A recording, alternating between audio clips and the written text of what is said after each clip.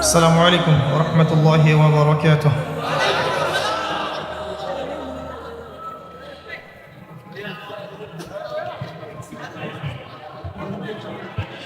السلام عليكم ورحمة الله.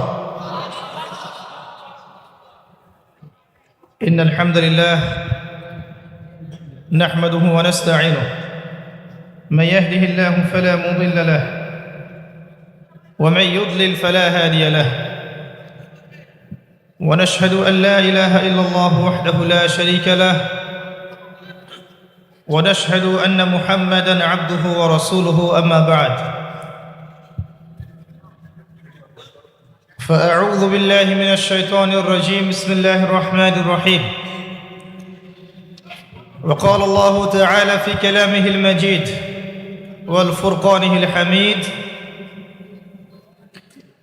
يا أيها الذين آمنوا اتقوا الله حق تقاته ولا تموتن إلا وأنتم مسلمون. وقال الله تعالى: وما آتاكم الرسول فخذوه وما نهاكم عنه فانتهوا. وقال الله تعالى: سبحان الذي أسرى بعبده ليلا من المسجد الحرام إلى المسجد الأقصى الذي باركنا حوله لنريه من آياتنا إنه هو السميع البصير. صدق الله العظيم. وقال رسول الله صلى الله عليه وسلم: القرآن حجة لك أو عليك.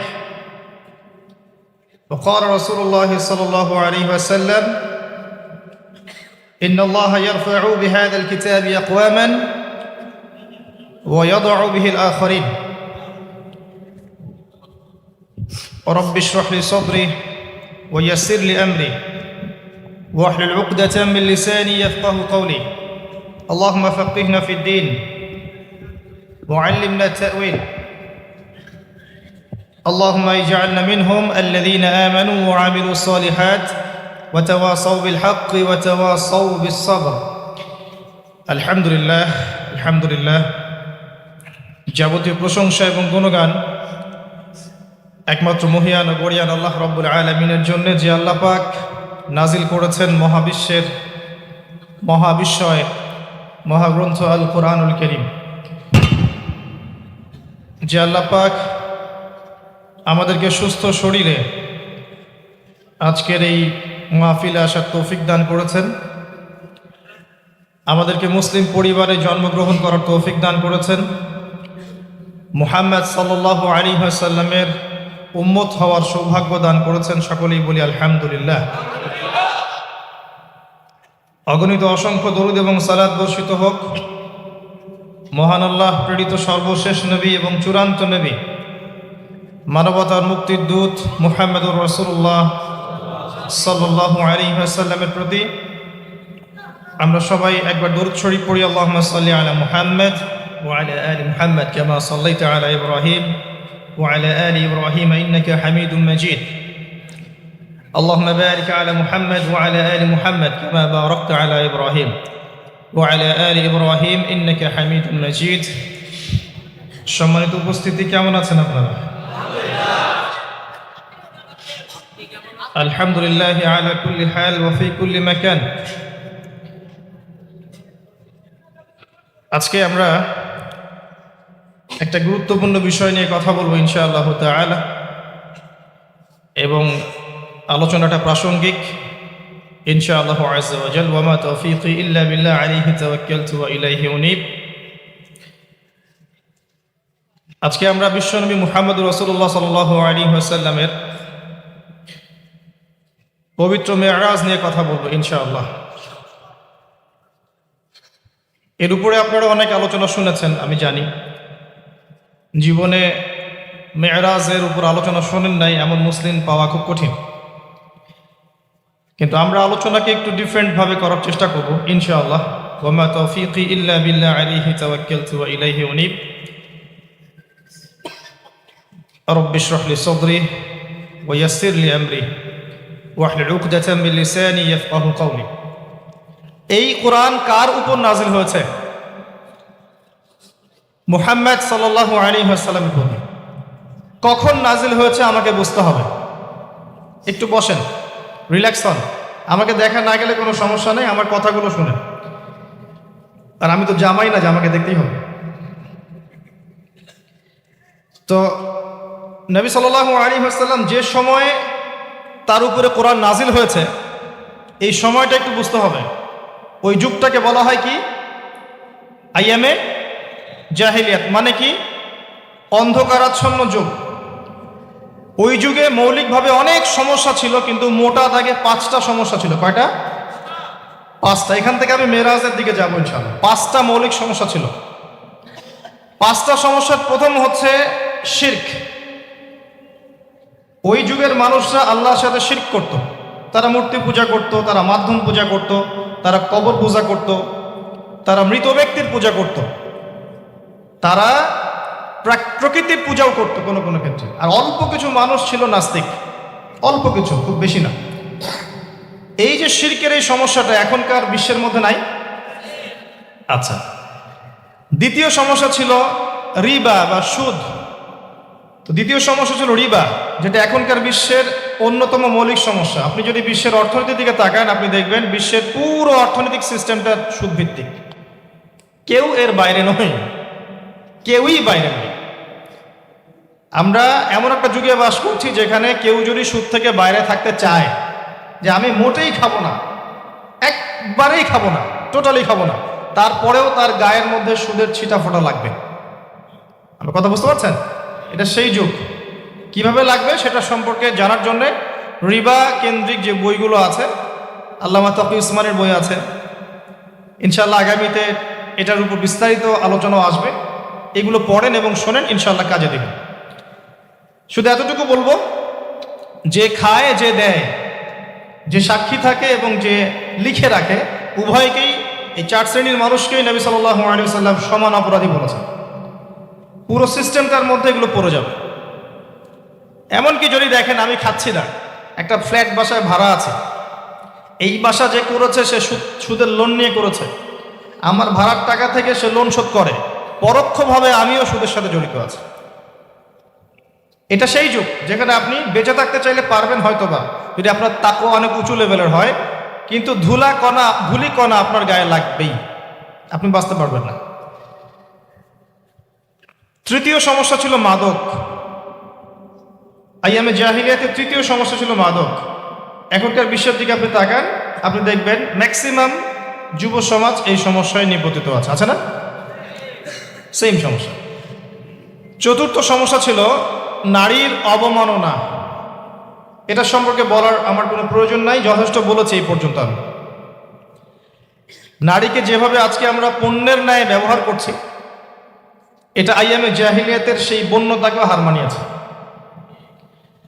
5 নম্বর সমস্যা ছিল গোত্রীয় দ্বন্দ্ব, গোত্রীয় রক্তক্ষয়ী সংঘাত। এটা এখন বৈশ্বিক রূপ নিয়েছে। ধর্মের মধ্যে সংঘাত, পলিটিক্সের সংঘাত, বিশ্বের দেশগুলোর মধ্যে সংঘাত। এই যে এখন একটা নতুন সংঘাত চলছে, আল্লাহ জানে এটা মোড় কোন দিকে যাবে। যদিও এতটুকু মনে রাখবেন, বিশ্বের একটা শক্তি চায় যে বিশ্বে একটা পারমাণবিক যুদ্ধ হোক। তারা খুব করে চাচ্ছে বিশ্বে একটা পারমাণবিক যুদ্ধ হয়ে যাক। তাদের উদ্দেশ্য সফল হবে, বড় বড় পরাশক্তিরা একে অপরের সাথে মারামারি করে ধ্বংস হয়ে যাবে, প্রচুর মানুষ মারা যাবে, এবং তারা নতুন রুলিং স্টেট হিসেবে বিশ্বে আত্মপ্রকাশ করবে। একটা অংশটা চাচ্ছে, সেটা কারা আস্তে আস্তে বুঝতে পারবেন ইনশাআল্লাহ। এই 5টা ছিল মৌলিক সমস্যা। এখন আপনি আপনার সমাজ এবং বিশ্বের দিকে তাকিয়ে দেখেন এই 5টা সমস্যা আছে কি নাই? আছে। এরকম একটা যুগে জন্ম নিয়েছেন প্রিয় নবী মুহাম্মদ রাসূলুল্লাহ সাল্লাল্লাহু আলাইহি ওয়াসাল্লাম। এরকম সমাজে থেকেও তিনি কখনো পাপের ধার কাছেও যান নাই। বলেন সুবহানাল্লাহ। এরকম একটা সমাজে থেকেও যখন তিনি নবী হননি, তখনও পাপের ধার কাছেও তিনি যান নাই। তিনি কখনো শিরক করেননি, কখনো মূর্তি পূজা করেননি, কখনো রিবা খাননি, আর বাকি বিষয়গুলো ধার কাছেও যাননি। বরং তিনি হিলফুল ফুজর তৈরি করেছিলেন যাতে করে সমাজের এই অসঙ্গতিগুলো দূর করা যায়। এটা তো আপনারা জানেন। এরপর তিনি নবী হলেন 40 বছর বয়সে। প্রথম কোন আয়াত নাজিল হয়েছিল? সূরা আলাকের প্রথম 5 আয়াত আল্লাহ পাক প্রথমে পড়তে বলেছেন, ইকরা বিসমি রাব্বিকাল্লাযী খালাক খালাকাল ইনসানা মিন আলাক ইকরা ওয়া রাব্বুকাল আকরাম আল্লাযী আল্লামা বিল কলম আল্লামাল ইনসান মা লাম ইয়ালাম। এখানে প্রথম কথাটা হচ্ছে পড়ুন।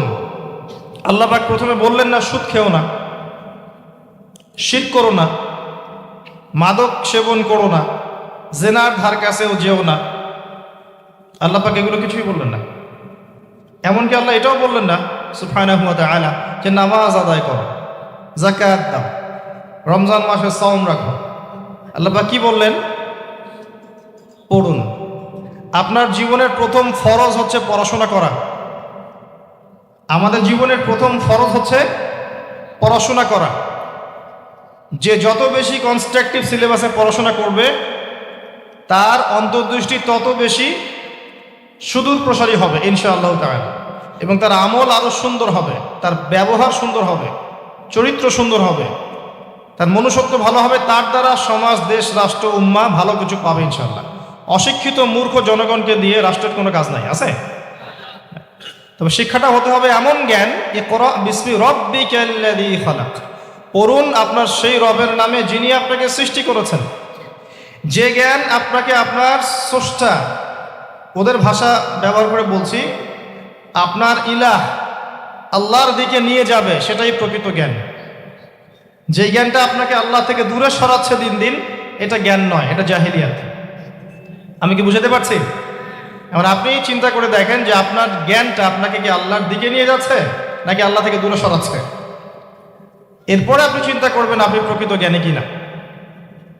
কেউ যদি অক্সফোর্ড, কেমব্রিজ, হার্ভার্ড থেকে পাশ করে আসে, এসে বলে যে পর্দা এটা সেকেলে প্রথা, ওই যুগে চলতো এই যুগে চলে না, এই ব্যক্তিকে আমরা জ্ঞানী বলতে পারি না। কেউ যদি বাইরে থেকে বড় ডিগ্রি এসে বলে যে ইসলাম আসলে এই যুগে চলে না ওই যুগে চলতো, সুদের মধ্যেই আছে অগ্রগতি আর প্রগতি, ফ্রি মিক্সিং ভালো জিনিস, ছেলে মেয়ে একসাথে পথ চলবে, খারাপ কিছু না, মাদকদ্রব্য খাওয়াই যায়, মানুষ মাদকদ্রব্য খেলে ভালো কাজ করার উৎসাহ পাবে, সমকামিতা একটা বাক স্বাধীনতা, ব্যক্তি স্বাধীনতা, এরকম কথাবার্তা যদি কেউ বলে বা আল্লাহর হালালগুলোকে হারাম করে দেয়, হারামগুলোকে হালাল করে নেয়, এই ব্যক্তি বা এই সম্প্রদায়কে আমরা জ্ঞানী বলতে পারি না। কারণ তাদের জ্ঞান তাদেরকে আল্লাহ থেকে দূরে সরিয়ে দিয়েছে। ইকরা বিসমি রাব্বিকাল্লাযী খালাক, পড়ুন আপনার সেই রবের নামে যিনি আপনাকে সৃষ্টি করেছেন। খালাকাল ইনসানা মিন আলাক, যিনি মানুষকে সৃষ্টি করেছেন জমাট বাঁধা রক্তপিণ্ড থেকে। ইকরা ওয়া রাব্বুকাল আকরাম, পড়ুন আপনার রব মহামান্বিত। আল্লাযী আল্লামা বিল কলম, যিনি আপনাকে কলম দ্বারা জ্ঞান শিক্ষা দিয়েছেন। মানুষ জ্ঞান অর্জন করতে পারেনি প্রথমে, আল্লাহ মানুষকে জ্ঞান শিখিয়েছেন। এটাকে বিশ্বাস করেন? ওয়াল্লামা আদামাল আসমাআ কুল্লাহা, আমি আদমকে সমস্ত নাম শিক্ষা দিয়েছি। কে শিক্ষা দিয়েছেন? আদম আলাইহিস সালামের কি জ্ঞান ছিল? আমাদের জ্ঞান ছিল? আল্লাহ শিখিয়েছেন। আল্লামাল ইনসান মা লাম ইয়ালাম, মানুষকে সেই জ্ঞান শিক্ষা দিয়েছেন যা মানুষ জানতো না। এই আয়াত নিয়ে নবী সাল্লাল্লাহু আলাইহি ওয়াসাল্লামের নবুয়তের জিন্দেগি শুরু হলো। কত বছর জিন্দেগি ছিল নবুয়তের জিন্দেগি? বলতে পারবেন? 23 বছর। 23 বছর। আমরা কিন্তু লেকচারের শেষে একটা কুইজ কন্টেস্ট করব ইনশাআল্লাহ। 5টা থেকে 10টা প্রশ্ন করব ইনশাআল্লাহ। 10 জনকে আমরা পুরস্কৃত করব ইনশাআল্লাহ তাআলা। মনোযোগের সাথে লেকচার শুনবেন। এরপর নবী সাল্লাল্লাহু আলাইহি ওয়াসাল্লামের নবুয়তের জিন্দেগি শুরু হলো। 23 বছর। কত বছর? তার মধ্যে প্রথম 13 বছর হচ্ছে মক্কায়, আর পরের 10 বছর কোথায়? মদিনায়। খুব সংক্ষিপ্ত আকারে বলছি, প্রথম 3 বছর নবী সাল্লাল্লাহু আলাইহি ওয়াসাল্লাম গোপনে দাওয়াত দিয়েছেন। কিভাবে? একদম গোপনে গোপনে। প্রথমে বাড়ির লোকজনকে, তারপর নিকট আত্মীয় যারা তাদেরকে, তারপর যাদের সাথে সম্পর্ক ভালো ক্লোজ তাদেরকে, এরপর আস্তে আস্তে আমভাবে। এটাই দাওয়াতি কাজের সুন্নাহ। এরপর চতুর্থ থেকে দশম এই সময়টুকুতে তিনি প্রকাশ্যে দাওয়াত শুরু করেছিলেন, তার সম্প্রদায়কে দাওয়াত দিলেন যারা তার কথা বিষয়ে হিজরত করেছিলেন সাহাবীরা। সেখানে একজন বাদশাহ ছিলেন, তার নাম বাদশাহ নাজাশী।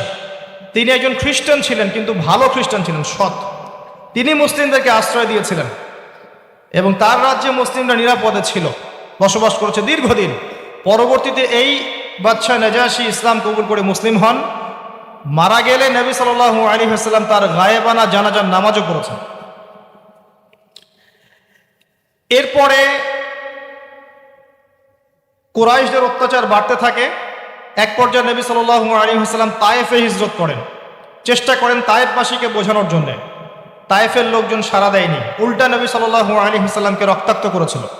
তিনি ফিরে আসেন মক্কায়। আবারও মক্কায় ফিরে আসার পরে অল্প দিনের ব্যবধানে, বেশি দিন না, মাত্র অল্প দিন, 3 দিন 7 দিন, কেউ বলেছে 3 মাস, এইটুকু ব্যবধানে প্রথমে চাচা আবু তালেব, তারপরে স্ত্রী খাদিজা রাদিয়াল্লাহু আনহা, তারা ইন্তেকাল করেন। এবং নবী সাল্লাল্লাহু আলাইহি ওয়াসাল্লামের এই শেষ আশ্রয়স্থল আবু তালেব, সেটাও শেষ হয়ে যায়। তার স্ত্রী খাদিজা রাদিয়াল্লাহু আনহা আল্লাহর কাছে চলে যান। এই সময়টাতে নবী সাল্লাল্লাহু আলাইহি ওয়াসাল্লাম প্রচণ্ড মানসিক কষ্টে ছিলেন। আল্লাহ পাক এইরকম একটা সময়ে মেরাজের ঘটনা ঘটিয়েছেন, বলেন সুবহানাল্লাহ।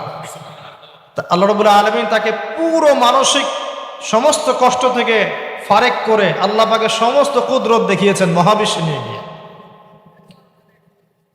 যদিও বা তার আগের 3 বছর সাহাবীদেরকে বয়কট করা হয়েছিল। 3 বছর গাছের ছাল পাতা খেয়ে সাহাবীরা থেকেছেন শিয়ারে আবু তালেব নামক জায়গায়। এরপর বয়কট তুলে নেওয়া হয়, তারপর এই আমুল হুজন আসে। এর পরের বছর ইয়াসরিব বা মদিনা থেকে 6 জন যুবক এসে ইসলাম কবুল করে, বলেন সুবহানাল্লাহ। তাদের নেতা ছিলেন আসাদ বিন জুরারাহ রাদিয়াল্লাহু আনহু। তিনি ফিরে যান মদিনায়। পরের বছর আবার 6 জনকে নিয়ে আসেন, টোটাল 12 জন। এই 12 জন মুসলিম হয়ে আবার মদিনায় ফিরে যান। এই 12 জনের সাথে আল্লাহর নবী সাল্লাল্লাহু আলাইহি ওয়াসাল্লাম একজন সাহাবীকে পাঠিয়ে দেন দায়ী হিসেবে। তার নাম মুসআব বিন উমাইর রাদিয়াল্লাহু আনহু। মুসআব বিন উমাইর রাদিয়াল্লাহু আনহু। প্রশ্ন কিন্তু আসবে, ভালো করে মনে রাখতে থাকেন। এরপরে মুসআব বিন উমাইর রাদিয়াল্লাহু আনহু এই 12 জন সাহাবীর সাথে যান মদিনায়। মদিনার আগের নাম ছিল ইয়াসরিব। কি নাম? ইয়াসরিব। এর পরের বছর মোট 75 জন, 73 জন পুরুষ আর 2 জন নারী, আওস এবং খাজরাজ গোত্রের, তারা আসেন। এসে নবী সাল্লাল্লাহু আলাইহি ওয়াসাল্লামের হাতে হাত রেখে বায়াত করেন। মহিলারা হাতে হাত রাখে নাই, পুরুষেরা হাতে হাত রেখেছিল। আমাদের নবীজি মহিলাদের হাতে কখনো হাত রেখে বায়াত করার নাই। এখন অনেক ভণ্ড পীর দেখা যায় মহিলাদের হাতে হাত রেখে বায়াত করাচ্ছে। মহিলারা হাত ধরে বায়াত করাতে হয়? মহিলারা মৌখিক বায়াত করে। তো 75 জন সাহাবী এসে ইসলাম কবুল করে আবার চলে যান মদিনায়। এই যে 75 জন ইসলাম কবুল করলেন, মদিনার বিশাল একটা জনগোষ্ঠী, কিন্তু 75 জন কম নয়, কারণ ওইখানে জনসংখ্যা এত বেশি ছিল না। তারপরের বছর নবী সাল্লাল্লাহু আলাইহি ওয়াসাল্লাম নিজে এবং সাহাবীরা সবাই গিয়ে হিজরত করেন মদিনায়। কথা বুঝতে পারছেন? এই যে নতুন একটা রাষ্ট্রের জন্ম হলো, মক্কা থেকে সবাই এখন মদিনায়, মক্কায় ঘরবাড়ি ছেড়ে দিয়ে নিঃস্ব হাতে, খালি হাতে, আল্লাহর উপর তাওয়াক্কুল করে। ওখানে আনসারী সাহাবীরা তাদেরকে বরণ করে নিলেন। এমনভাবে বরণ করলেন যে কারো যদি 2টা জমি থাকে, একটা জমি দিয়ে দিয়েছে, কারো 2টা বাড়ি থাকলে একটা বাড়ি দিয়ে দিয়েছে। এমনভাবে বরণ করে নেন। নতুন রাষ্ট্র হলো। নবী সাল্লাল্লাহু আলাইহি ওয়াসাল্লাম সেখানে মদিনা সনদ করলেন। ওখানকার ইহুদিদের সাথে চুক্তি হলো, ওখানকার জনগণের সাথে চুক্তি হলো, এবং আমরা শান্তিপূর্ণ একটা রাষ্ট্র পেলাম। এরপর নবী সাল্লাল্লাহু আলাইহি ওয়াসাল্লাম সেখানে অর্থনীতি সমৃদ্ধ করতে লাগলেন, সামরিক বাহিনী সমৃদ্ধ করতে লাগলেন, অস্ত্রশস্ত্র সব কিছু হতে লাগলো। একটা রাষ্ট্রের যা যা প্রয়োজন সব কিছু সেখানে হতে লাগলো। এক পর্যায়ে আবু সুফিয়ানের বাণিজ্যিক কাফেলাকে আক্রমণকে কেন্দ্র করে বদরের যুদ্ধ হয়ে গেল। আর এই বদরের যুদ্ধে আমরা অল্প সংখ্যক সৈন্য নিয়ে বড় বাহিনীর বিরুদ্ধে জয়লাভ করলাম। ইসলামের ইতিহাসে প্রথম সশস্ত্র যুদ্ধ। কথা বুঝতে পারছেন? এর পরের বছর হলো উহুদ, যে যুদ্ধে আমরা প্রায় জিতে গিয়েছিলাম। আমাদের একটা ভুলের কারণে সাময়িক বিপর্যয়ের সম্মুখীন হলাম। আমরা উহুদের সাময়িক বিপর্যয়ের সম্মুখীন হলাম, 70 জন সাহাবী শহীদ হয়ে গেল। আমাদের নবীজি স্বয়ং নিজেও সেই যুদ্ধে মার খেয়েছেন একটা ভুলের কারণে। সেখান থেকে নামবে না, সাহাবীরা কয়েকজন নেমে এসেছিলেন। ব্যাস, পড়ে দেখবেন, সব বলে দেব না। এর পরের বছর খন্দকের যুদ্ধে 3-4 মাস অবরোধ করে রাখা হয় মদিনাকে। শেষমেশ তারা কিছুই লাভ করতে পারলো না, ফিরে চলে গেল। এরপর থেকে মুসলিমরা আক্রমণাত্মক যুদ্ধ শুরু করলো। একে একে বিভিন্ন গাজওয়া এবং সারিয়া হতে লাগলো। মুসলিমরা সমৃদ্ধ হতে লাগলো, সম্পদ বাড়তে লাগলো, জনবল বাড়তে লাগলো, অর্থনীতি সমৃদ্ধ হতে লাগলো, অস্ত্রশস্ত্র বাড়তে লাগলো। সব ডিপার্টমেন্ট থেকে আমরা রাইজ করতে লাগলাম। শুধু তাই না, পররাষ্ট্রনীতিও ইমপ্লিমেন্ট করা হলো। বিভিন্ন রাষ্ট্রপ্রধানদের কাছে চিঠি পাঠানো হচ্ছে। এর মধ্যে একবার নবী সাল্লাল্লাহু আলাইহি ওয়াসাল্লাম স্বপ্নে দেখলেন তিনি মক্কা তাওয়াফ করছেন, কাবা তাওয়াফ করছেন। সাহাবীরা বুঝে নিলেন যে আমরা মক্কায় যাচ্ছি। তারা মক্কায় যাওয়া শুরু করলেন। 1400 সাহাবী হুদাইবিয়া নামক জায়গায় আটকে দেয়া হলো, যাওয়া যাবে না, এই বছর ফেরত যেতে হবে, পরের বছর আসতে হবে। তোমাদের কেউ আমাদের দলে আসলে ফেরত দিব না, আমাদের কেউ তোমাদের দলে গেলে ফেরত দিতে হবে। আগামী 10 বছর আমরা কেউ কারোর সাথে যুদ্ধ করব না। আগামী বছর ওমরা করতে আসবে মাত্র 3 দিনের জন্য, কোনো অস্ত্র সাথে আনা যাবে না। সবগুলোতে নবীজি বললেন ঠিক আছে, ডিল, কোনো সমস্যা নাই। তারা ফেরত চলে গেলেন। ওই বছর ওমরা করা হলো না। নবীজি ফেরত গিয়েই খায়বার আক্রমণ করলেন। খায়বার ইহুদিরা ছিল, ইহুদিদেরকে পরাজিত করা হলো। খায়বার মুসলিমদের দখলে চলে আসলো। এর আগে আরো 2টা ইহুদি কওমকে সেখান থেকে, মদিনা থেকে বহিষ্কার করা হয়। একটা বনু নাজির, একটা হচ্ছে বনু কাইনুকা। আর খন্দকের যুদ্ধে বহিষ্কার করা হয় বনু কুরাইজাকে। এরা সবাই খায়বারে আশ্রয় নিয়েছিল। খায়বারকে আক্রমণ করে ইহুদিদেরকে আরব উপদ্বীপ থেকে বের করে দেওয়া হয়। তার পরের বছর হচ্ছে মক্কা বিজয়। নবী সাল্লাল্লাহু আলাইহি ওয়াসাল্লাম মক্কা বিজয় করলেন। মক্কার সমস্ত মূর্তিগুলো ভেঙে ফেললেন। বেলাল রাদিয়াল্লাহু আনহু কাবা ঘরের উপর উঠে আজান দিলেন। নবীজি সবাইকে মাফ করে দিলেন। দলে দলে মানুষ ইসলাম কবুল করলো। সূরা নাসর নাজিল হলো, ইজা জাআ নাসরুল্লাহি ওয়াল ফাতহ। সূরা মাইদার 3 নম্বর আয়াত নাজিল হলো। এরপর নবীজি মদিনায় ফিরে গেলেন। তার মাঝে হুনাইনের যুদ্ধ হয়েছে, এর আগে একটা মোতার যুদ্ধ হয়েছে, তারপর একটা তাবুক যুদ্ধ হয়েছে। ব্যাস, এরপরে মদিনায় ফিরে গিয়ে মাত্র 81 বা 83 দিন নবীজি বেঁচে ছিলেন। এরপরে তার শেষ রোগ শুরু হলো এবং মারা যাওয়ার কয়েকদিন আগে তিনি বলে গেলেন, আমার কবরকে উপাসনার জায়গা বানাবে না, আমার কবরকে উপাসনার জায়গা বানাবে না। আরব উপদ্বীপ থেকে ইহুদিদেরকে বহিষ্কার করবে, রাষ্ট্রদূতরা আসলে সম্মান করবে, দাস দাসীর প্রতি খেয়াল রাখবে, নামাজের হেফাজত করবে। আরো অনেক নসিহত তিনি করে গেলেন। তিনি বলে গেলেন তার আগে বিদায় হজের ভাষণে, তোমরা সবাই ভাই ভাই, সাদার উপর কালো, কালোর উপর সাদা, ধনীর উপর গরিব, গরিবের উপর ধনী, আরবের উপর অনরব, অনরবের উপর আরব, কোনো ভেদাভেদ নাই। তোমরা সবাই আদম সন্তান, আদম মাটির সন্তান। নবীজি বললেন সাল্লাল্লাহু আলাইহি ওয়াসাল্লাম, সাহাবীরা, আমি কি তোমাদের কাছে আমার অর্পিত দায়িত্ব পালন করেছি, পৌঁছে দিয়েছি? সাহাবায়ে কেরাম বললেন, হ্যাঁ, আমরা সাক্ষ্য দিয়েছি আপনি পৌঁছে দিয়েছেন। নবীজি বললেন, আল্লাহুম্মা ফাশহাদ, আল্লাহ আপনি সাক্ষ্য থাকেন আমি আমার দায়িত্ব পৌঁছে দিয়েছি। এভাবে তার জীবনটা শেষ হয়ে যায়। এই হলো সংক্ষিপ্ত সিরাত, ডিটেইলস পড়বেন। এর মধ্যে একটা ঘটনা, যখন কষ্টের মধ্যে ছিলেন নবী সাল্লাল্লাহু আলাইহি ওয়াসাল্লাম, তখন কিসের ঘটনা ঘটেছে? মেরাজ। এবং নবী সাল্লাল্লাহু আলাইহি ওয়াসাল্লামকে আল্লাহ পাক সশরীরে মেরাজ করিয়েছেন, ঘুমের মধ্যে নয়, সশরীরে। এই জায়গা থেকে আলোচনার বাকি অংশটা খুব ভালো করে বোঝার চেষ্টা করে। নবী সাল্লাল্লাহু আলাইহি ওয়াসাল্লাম এশা সালাতের পরে শুয়ে আছেন, তন্দ্রাভাব। কোথায় শুয়ে আছেন? কাবা ঘরের হাতিমে। কাবা ঘরের হাতিমে একজন ফেরেশতা আসলেন, তার নাম জিবরাইল আলাইহিস সালাম। নবীজিকে শুইয়ে দিলেন। নবীজিকে শুইয়ে দিয়ে এই যে বুক, গলার নিচ থেকে এই নাভি পর্যন্ত চিরে ফেললেন। কলিজা এটা বের করা হলো, একটা পাত্র আনা হলো। এই পাত্রের মধ্যে ছিল ঈমান এবং প্রজ্ঞা। এগুলো কিন্তু কোনো গল্প নয়, এগুলো সবগুলো বাস্তব সত্য ঘটনা। এটা নবী সাল্লাল্লাহু আলাইহি ওয়াসাল্লামের জীবনে ঘটেছে। এগুলোর ব্যাখ্যা কি, এগুলো কি সায়েন্টিফিক কি না, এগুলোর পিছনে দর্শন কি, যুক্তি কি, এগুলো আমাদের আজকের আলোচনার বিষয় নয়। কারণ আমি অনেক দিন আলোচনা করেছি যে সায়েন্স আপনাকে সব কিছুর ব্যাখ্যা দিতে পারবে না। কোনো কিছু সায়েন্স দিয়ে প্রমাণ হলেই বিশ্বাস করব, না হলে করব না, এই চেতনার নাম শিরক। এটা আধুনিক যুগের শিক্ষা শিরক। এটা আধুনিক যুগের শিক্ষা ক্ষেত্রে শিরক, যে সায়েন্স কিছু প্রমাণ করলে বিশ্বাস করব, না করলে করব না, এটাতে আমি বিশ্বাস করি না। আমাদের বিশ্বাস করা উচিত নয়। সায়েন্সকে জিজ্ঞাসা করবেন রূহ কাকে বলে, please give us the definition of রূহ। রূহের ডেফিনেশন দেন, রূহ কাকে বলে, কত প্রকার কি কি, আত্মা কাকে বলে, কত প্রকার কি কি। সায়েন্সের প্যান্ট খারাপ হয়ে যাবে। কথা কি বুঝতে পারছেন?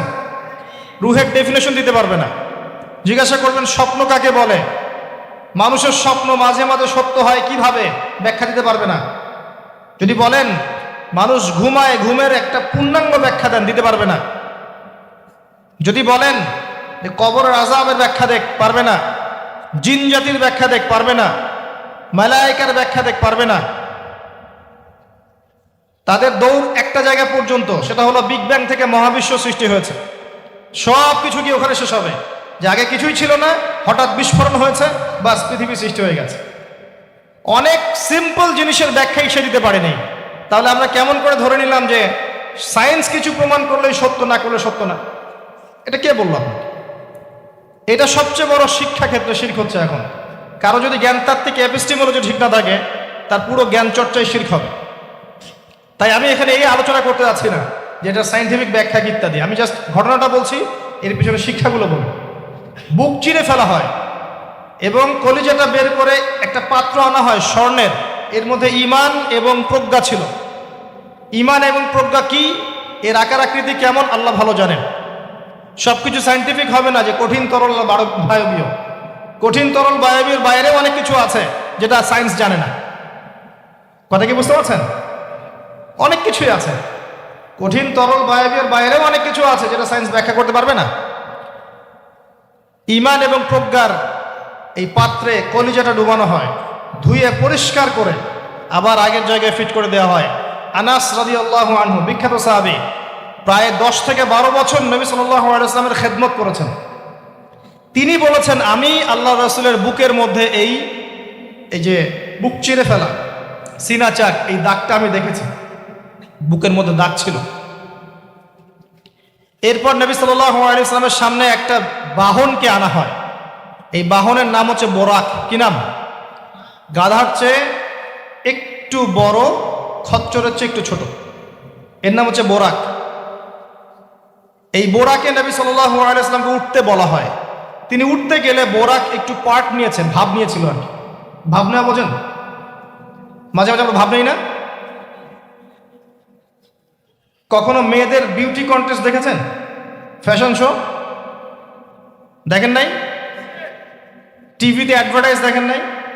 কে দেখে নাই? এটা তো সবাইকেই দেখতে হয়। কার চোখে পড়েনি? মনে হবে যে মানুষকে ভয় দেখাচ্ছে। এই যে ভাব, বোরাক একটা ভাব নিয়েছিল। তো জিবরাইল আলাইহিস সালাম বোরাককে বলছেন যে শুনো, তোমার পিঠে মুহাম্মদ সাল্লাল্লাহু আলাইহি ওয়াসাল্লামের চেয়ে উত্তম কোনো মানুষ এখনো বসে নাই, আর মুহাম্মদ সাল্লাল্লাহু আলাইহি ওয়াসাল্লামের চেয়ে প্রিয় এবং সম্মানিত মহান কোনো ব্যক্তি আল্লাহর কাছে নাই। অতএব তুমি এত পার্ট নিও না। তখন বোরাক ঘামতে শুরু করে। আমি যে কথাগুলো বলছি এগুলো সহিহ বুখারীর মধ্যে আছে, সহিহ মুসলিমের মধ্যেও আছে এবং অন্যান্য সিরাতের গ্রন্থগুলোর মধ্যে আছে। আমি এক জায়গায় করে কথাটা বলার চেষ্টা করছি। এরপর বোরাক ছুটতে শুরু করে। নবীজি বলছেন, বোরাকের ছোটার গতিটা এমন ছিল যে আমরা আমাদের দৃষ্টি যতদূর পর্যন্ত যায়, সে তার একটা পা অতদূর পর্যন্ত ফেলছে। এখনকার রকেটগুলোর গতি দেখেছেন? এই মহাবিশ্ব যত অভিযান, আমাদের ধারণা যে এই মেরাজের ঘটনাকে কেন্দ্র করেই হয়েছে। এই থিওরিগুলো ওরা পেত না। মহাবিশ্বের এই আকাশ ভেদ করে যাওয়া যায়, এই যে কনসেপ্টটা, এই কনসেপ্টটা কিন্তু নবী সাল্লাল্লাহু আলাইহি ওয়াসাল্লাম মেরাজের আগে কখনো হয়নি। একমাত্র ঘটনা পৃথিবীতে যে পৃথিবীর কোনো মানুষ 7 আকাশের উপরে গিয়েছেন, আল্লাহর সাথে কথা বলে এসেছেন। সুবহানাল্লাহ। এমনকি কোনো নবীর ক্ষেত্রেও এটা হয়নি, কোনো নবীর ক্ষেত্রেও নয়। এবার এই বোরাক চলে গেল বাইতুল মাকদাস। এটা কোথায়? বাইতুল মাকদিস, বাইতুল মাকদাস না, বাইতুল মাকদিস। বিভিন্ন মানুষ বিভিন্ন উচ্চারণ করে। এটা হচ্ছে প্যালেস্টাইন। কোথায়? নাম শোনেন নাই? আর প্যালেস্টাইন নিয়ে তো যথেষ্ট বলেছি এই বয়সে, আলহামদুলিল্লাহ। তবে মূল বিষয়টা এখনো বলা হয়নি, সেটা ইনশাল্লাহ আস্তে আস্তে আসবে। এতটুকু শোনেন, প্যালেস্টাইন হচ্ছে শেষ জামানার সবচেয়ে ইম্পর্টেন্ট জায়গা। সারা পৃথিবীর চেয়ে, সারা পৃথিবীতে যত জায়গা আছে এগুলো চাইতে সবচেয়ে ইম্পর্টেন্ট জায়গা হচ্ছে শেষ জামানায় প্যালেস্টাইন বা ফিলিস্তিন এবং জেরুজালেম। সারা পৃথিবীর সমস্ত কর্মকাণ্ড আখিরুজ্জামানে এই জেরুজালেমকে কেন্দ্র করে হবে। এই কারণেই জিউসরা সেখানে ঘাঁটি গেড়েছে। এটাই সেই জায়গা যেখানে ঈসা ইবনে মারিয়াম ইসলামী খেলাফত কায়েম করবেন অচিরেই ইনশাআল্লাহ। এটাই সেই জায়গা যেখানে মাসিহুদ দাজ্জালকে হত্যা করা হবে। আর দাজ্জালের চেয়ে বড় কোনো ফিতনা এই উম্মার জন্য নেই। কোন সূরা আপনাকে বাঁচাবে দাজ্জাল থেকে? সূরাতুল কাহফ। জীবনে একবারও পড়েছেন? হাত উঁচু করেন। অর্থসহ পড়েছেন? আলহামদুলিল্লাহ। 10টা আয়াত, প্রথম 10, শেষের 10 মুখস্থ করতে হবে। আল্লাহ পাক তৌফিক এনায়েত করুন। তিনি গেলেন বাইতুল মাকদিস।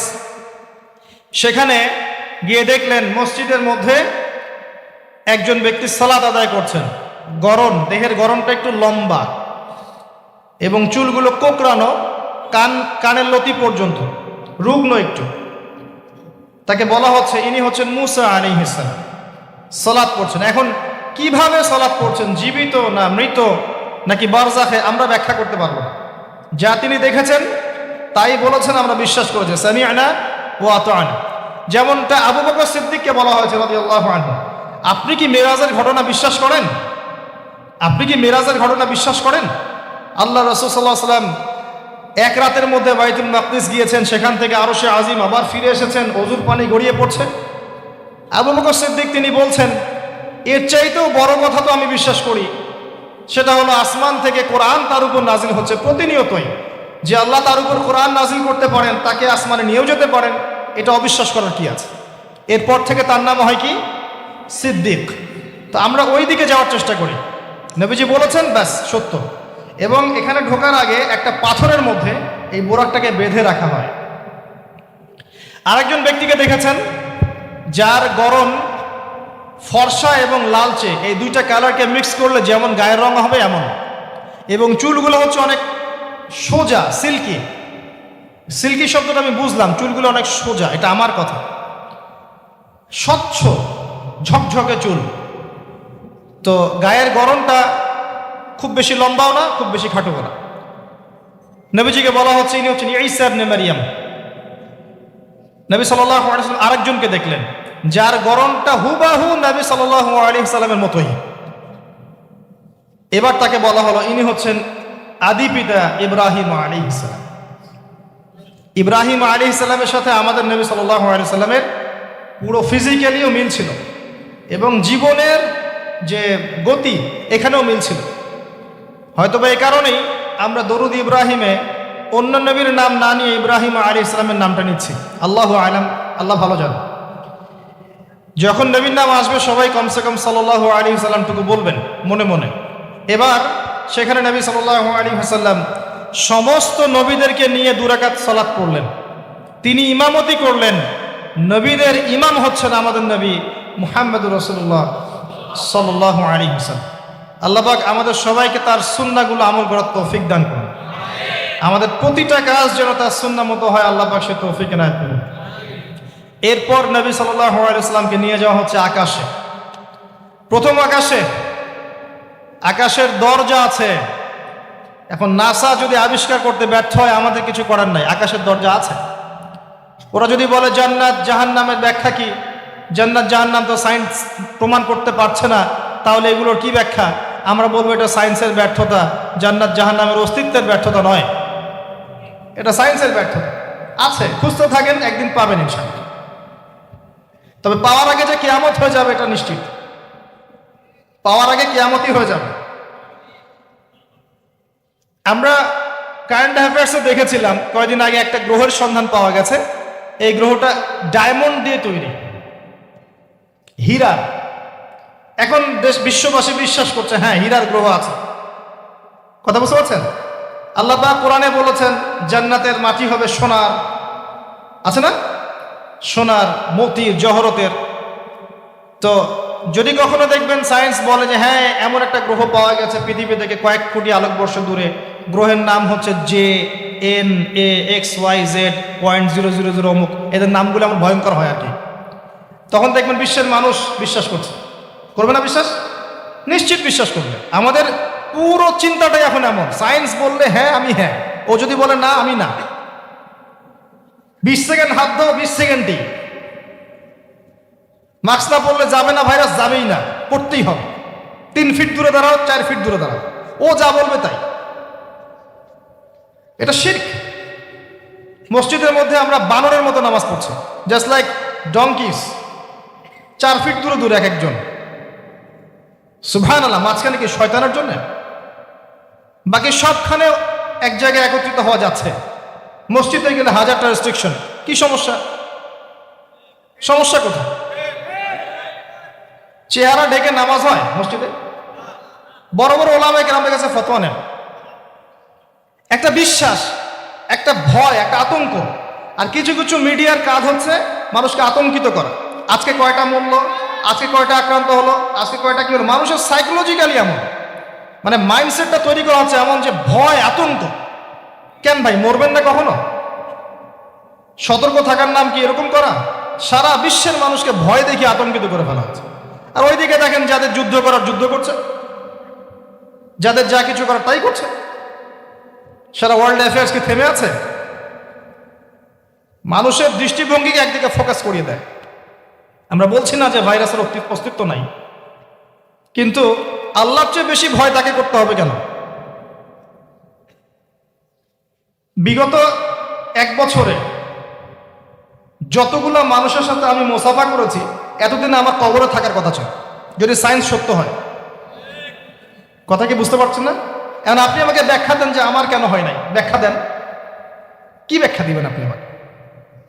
প্রতিটা দিন এই ইভেন এই মাহফিলের সিজনে প্রতিটা দিন মিনিমাম 100-200 মানুষের সাথে আমি মুসাফা করেছি, এবং সবাই এর সাক্ষী। একটা দিন আমার জ্বর আসে নাই, এর কি ব্যাখ্যা দিবেন? সায়েন্স যদি এটাই বলে যে মুসাফা করলেই ভাইরাস হবে, মুসাফা করলেই ভাইরাস হবে, তাহলে আমার হইল না কেন? এর ব্যাখ্যা দেন। কোনো ব্যাখ্যা নাই। এরপরেও আল্লাহ বিশ্বাস করবে না, এরপরেও আল্লাহ বিশ্বাস করবে না। জামজাম কূপ, জামজাম কূপের পানির ব্যাখ্যা দেন, কিভাবে এত পানি চলছে, শেষ হচ্ছে না কেন? আমাদের চিন্তা ভাবনা চেঞ্জ করেন। ও যা বলবে তার 100% সত্যি হতে হবে এমন নয় বিষয়টা। এর উপরে আল্লাহ পাকের জ্ঞান আছে, আল্লাহর হুকুম চলে, আল্লাহর হুকুমই সবকিছু। এর বাইরে মানুষ প্রোটেকশন নিবে, সুস্থ থাকবে, সে তার মেডিকেল রুটিনগুলো ঠিকঠাক মতো চলবে, ঠিক আছে, কিন্তু এত বেশি কেন মাথায় নিতে হবে যে আল্লাহকেই মানুষ ভুলে যাচ্ছে? সব কিছুর ঊর্ধ্বে মনে হয় যে বস্তুবাদিতা, আল্লাহ অনেক পরের আল্লাহ। ব্যাপারটা কেন এমন কেন হলো? আমরা দিন দিন আমাদের সাইকোলজি এমন জায়গায় নিয়ে যাচ্ছি যে চিন্তা ক্ষেত্রে আমরা বুদ্ধিবৃত্তিকভাবে শিফট করছি। আল্লাহ পাক বোঝার তৌফিক দান করুন। আসেন, কোন জায়গায় ছিলাম? প্রথম আকাশ, আকাশের দরজা আছে, নক করা হচ্ছে। আরেকটা কথা বলি, এই পুরো মহাবিশ্বে যতদূর পর্যন্ত আলোচনা হয়েছে এগুলো প্রথম আকাশের অন্তর্ভুক্ত, এরপরে দ্বিতীয় আকাশ। কথা কি বুঝতে পারছেন? এই সব কিছু প্রথম আকাশের মধ্যে, এত গ্যালাক্সিস, এত গ্রহ, এত নক্ষত্র সবকিছু। ওই দিক থেকে আওয়াজ আসছে যে কে আপনারা, কে? জিবরাইল আলাইহিস সালাম বলছেন আমি জিবরিল। ওই দিকে প্রহরী বলছেন আপনাকে কি পাঠানো হয়েছিল? জিবরিল আমিন বলছেন হ্যাঁ আমাকে পাঠানো হয়েছে। আপনার সাথে কে? আপনার সাথে, আমার সাথে মুহাম্মদুর রাসূলুল্লাহ সাল্লাল্লাহু আলাইহি ওয়াসাল্লাম। দরজা খুলে দেয়া হলো, প্রবেশ করা হলো। তিনি দেখলেন একজন ব্যক্তি একবার ডানে তাকাচ্ছেন, একবার বামে তাকাচ্ছেন। ডান দিকে তাকাচ্ছেন, হাসছেন, বাম দিকে তাকাচ্ছেন, কাঁদছেন। নবী সাল্লাল্লাহু আলাইহি ওয়াসাল্লাম জিজ্ঞাসা করলেন, উনি কে আর উনি এমন করছেন কেন? তাকে বলা হলো, তিনি হচ্ছেন আমাদের সবার আদি পিতা আদম আলাইহিস সালাম। যখন ডান দিকে দেখছেন, ডান দিকের রূহগুলো হচ্ছে জান্নাতি রূহ। এগুলোকে দেখে তিনি হাসছেন, তার সন্তানদের মধ্যে এই মানুষগুলো জান্নাতে যাবে। যখন বাম দিকে তাকাচ্ছেন, তার সন্তানদের এই রূহ দেখে তিনি কষ্ট পাচ্ছেন, এরা জাহান্নামে যাবে। আর আমি বলে রাখি, সহিহ বুখারীতে 4 বার হাদিসে এসেছে যে আদম আলাইহিস সালামকে কিয়ামতের মাঠে আল্লাহ পাক ডেকে নিয়ে আসবেন এবং বলবেন, তোমার সন্তানদের মধ্য থেকে জান্নাতি জাহান্নামী আলাদা করে দাও। আদম আলাইহিস সালাম বলবেন, কতজন হে আল্লাহ? আল্লাহ বলবেন, প্রতি 1000-এ 999 জনকে জাহান্নামের জন্য আলাদা করে দাও। বলেন নাউযুবিল্লাহ। ইন্না লিল্লাহি ওয়া ইন্না ইলাইহি রাজিউন। প্রত্যেক 1000-এ 999 জন মানুষ জাহান্নামে যাবে। আল্লাহ পাক আমাদেরকে হেফাজত করুন, আমিন। তবে সবচেয়ে বেশি মানুষ যারা জান্নাতে যাবে তারা এই উম্মতের মধ্যে, এটা সুখবর। সবচেয়ে বেশি মানুষ যারা জান্নাতে যাবে তারা এই উম্মতে মুহাম্মাদের মধ্যেই হবে। তারপরেও আরেকটা দুঃসংবাদ, যে এই উম্মতের মধ্যে 73টা দল হয়ে যাবে, যার মধ্যে 72 দল জাহান্নামে যাবে, একটা দল জান্নাতি। মা আলা আলাইহি ওয়া আসহাবি, আমি যার উপরে আছি, আমার সাহাবীরা যার উপরে আছেন। অতএব আমরা আমাদের আকীদা আমলগুলোকে আল্লাহ রাসূল সাল্লাল্লাহু আলাইহি ওয়াসাল্লাম এবং সাহাবীদের আকীদা আমলের সাথে মিলাই, ইনশাআল্লাহ আমরা জান্নাতে যাব। আরেকটা কথা হচ্ছে, এই উম্মতের মধ্যে যারা শিরক না করে মারা যাবে, শিরকের গুনাহ না করে মারা যাবে, হয়তো অন্য বড় গুনাহ আছে, আল্লাহ চাইলে তাদের সমস্ত গুনাহকে মাফ করে জান্নাতে দিতে পারেন। সাবধান থাকবেন শিরক থেকে। আল্লাহ পাক সবাইকে শিরক থেকে মুক্ত রাখুন, আমিন। আদম আলাইহিস সালামকে দেখে তিনি সালাম দিলেন, তিনি সালামের প্রতি উত্তর দিলেন, মারহাবা জানালেন এবং এগিয়ে চললেন। দ্বিতীয় আসমানে নবী সাল্লাল্লাহু আলাইহি ওয়াসাল্লাম সাক্ষাৎ হচ্ছে দুজন নবীর সাথে। একজন ঈসা ইবনে মারিয়াম, নাম শুনেছেন? তিনি সেই নবী যিনি মসিহুদ দাজ্জালকে হত্যা করবেন এবং এই পৃথিবীতে তিনি আবারও ফিরে আসবেন ইনশাআল্লাহ। নেটো ওকে ঠেকাতে পারবে না, জিউসরা তাকে ঠেকাতে পারবে না, ইসলামের অন্যান্য যে বিরোধী শক্তি তারা তাকে ঠেকাতে পারবে না। তিনি পৃথিবীতে আসবেন, সিরিয়ার দামেস্কের সাদা মিনারের উপরে তিনি অবতরণ করবেন 2 জন ফেরেশতার কাঁধে ভর দিয়ে। যখন তার চুল দিয়ে টপটপ করে পানি পড়তে থাকবে এবং এই ঘামগুলো বা পানিগুলো দেখতে মুক্তার মতো মনে হবে। হাদিস এভাবে স্পষ্ট এসেছে, টাটকা। যে কোনো আলেমকে জিজ্ঞাসা করেন, আপনাকে বলে দিবেন ইনশাআল্লাহ। তিনি হত্যা করবেন মসিহুদ দাজ্জালকে প্যালেস্টাইনের বাবেলুদ নামক জায়গায়। বাবেলুদ কোথায় এখন দেখে নিয়েন, ওই জায়গাটা কাদের দখলে আছে।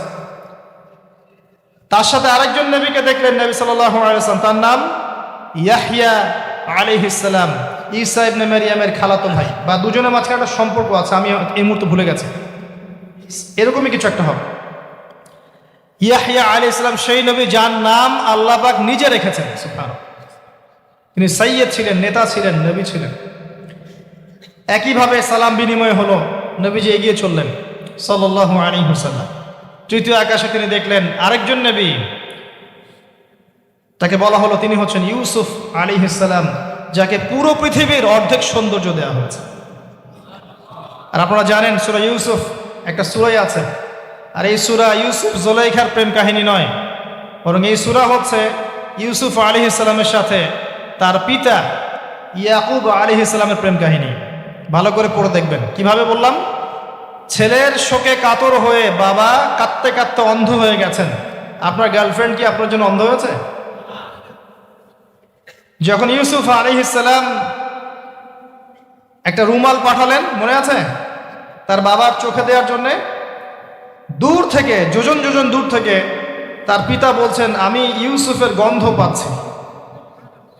বাবার ছেলের এমন প্রেম কাহিনী আপনি কোথাও পাবেন না। এটা সূরা ইউসুফ, পড়ে দেখেন। আর ইউসুফ আলাইহিস সালামের যে চরিত্র ছিল, তার চেহারার চেয়ে চরিত্র আরো বেশি সুন্দর ছিল। তাকে জেনার অফার করা হচ্ছে, তিনি বলছেন আল্লাহকে আমি ভয় করি। আর যুবকদেরকে আমরা বলতে চাই যে যদি আপনি জেনা থেকে দূরে থাকতে পারেন, যদি শুধু জেনা থেকে দূরে থাকতে পারেন, আল্লাহ পাক আপনার যে কোনো দোয়া কবুল করবে ইনশাআল্লাহ। নিশ্চিত মৌতের হাত থেকে আল্লাহ আপনাকে বাঁচাতে পারেন যদি আপনি জেনা ছাড়তে পারেন। জেনা মানে শুধু ফিজিক্যাল রিলেশন নয়, জেনা মানে রাতের বেলা জেগে কথা বলো, অনলাইনে চ্যাটিং করো। এটা দলিল দিলাম, জেনা ছাড়তে পারলে আপনার দোয়া, যে কোনো দোয়া আল্লাহ কবুল করবে ইনশাআল্লাহ।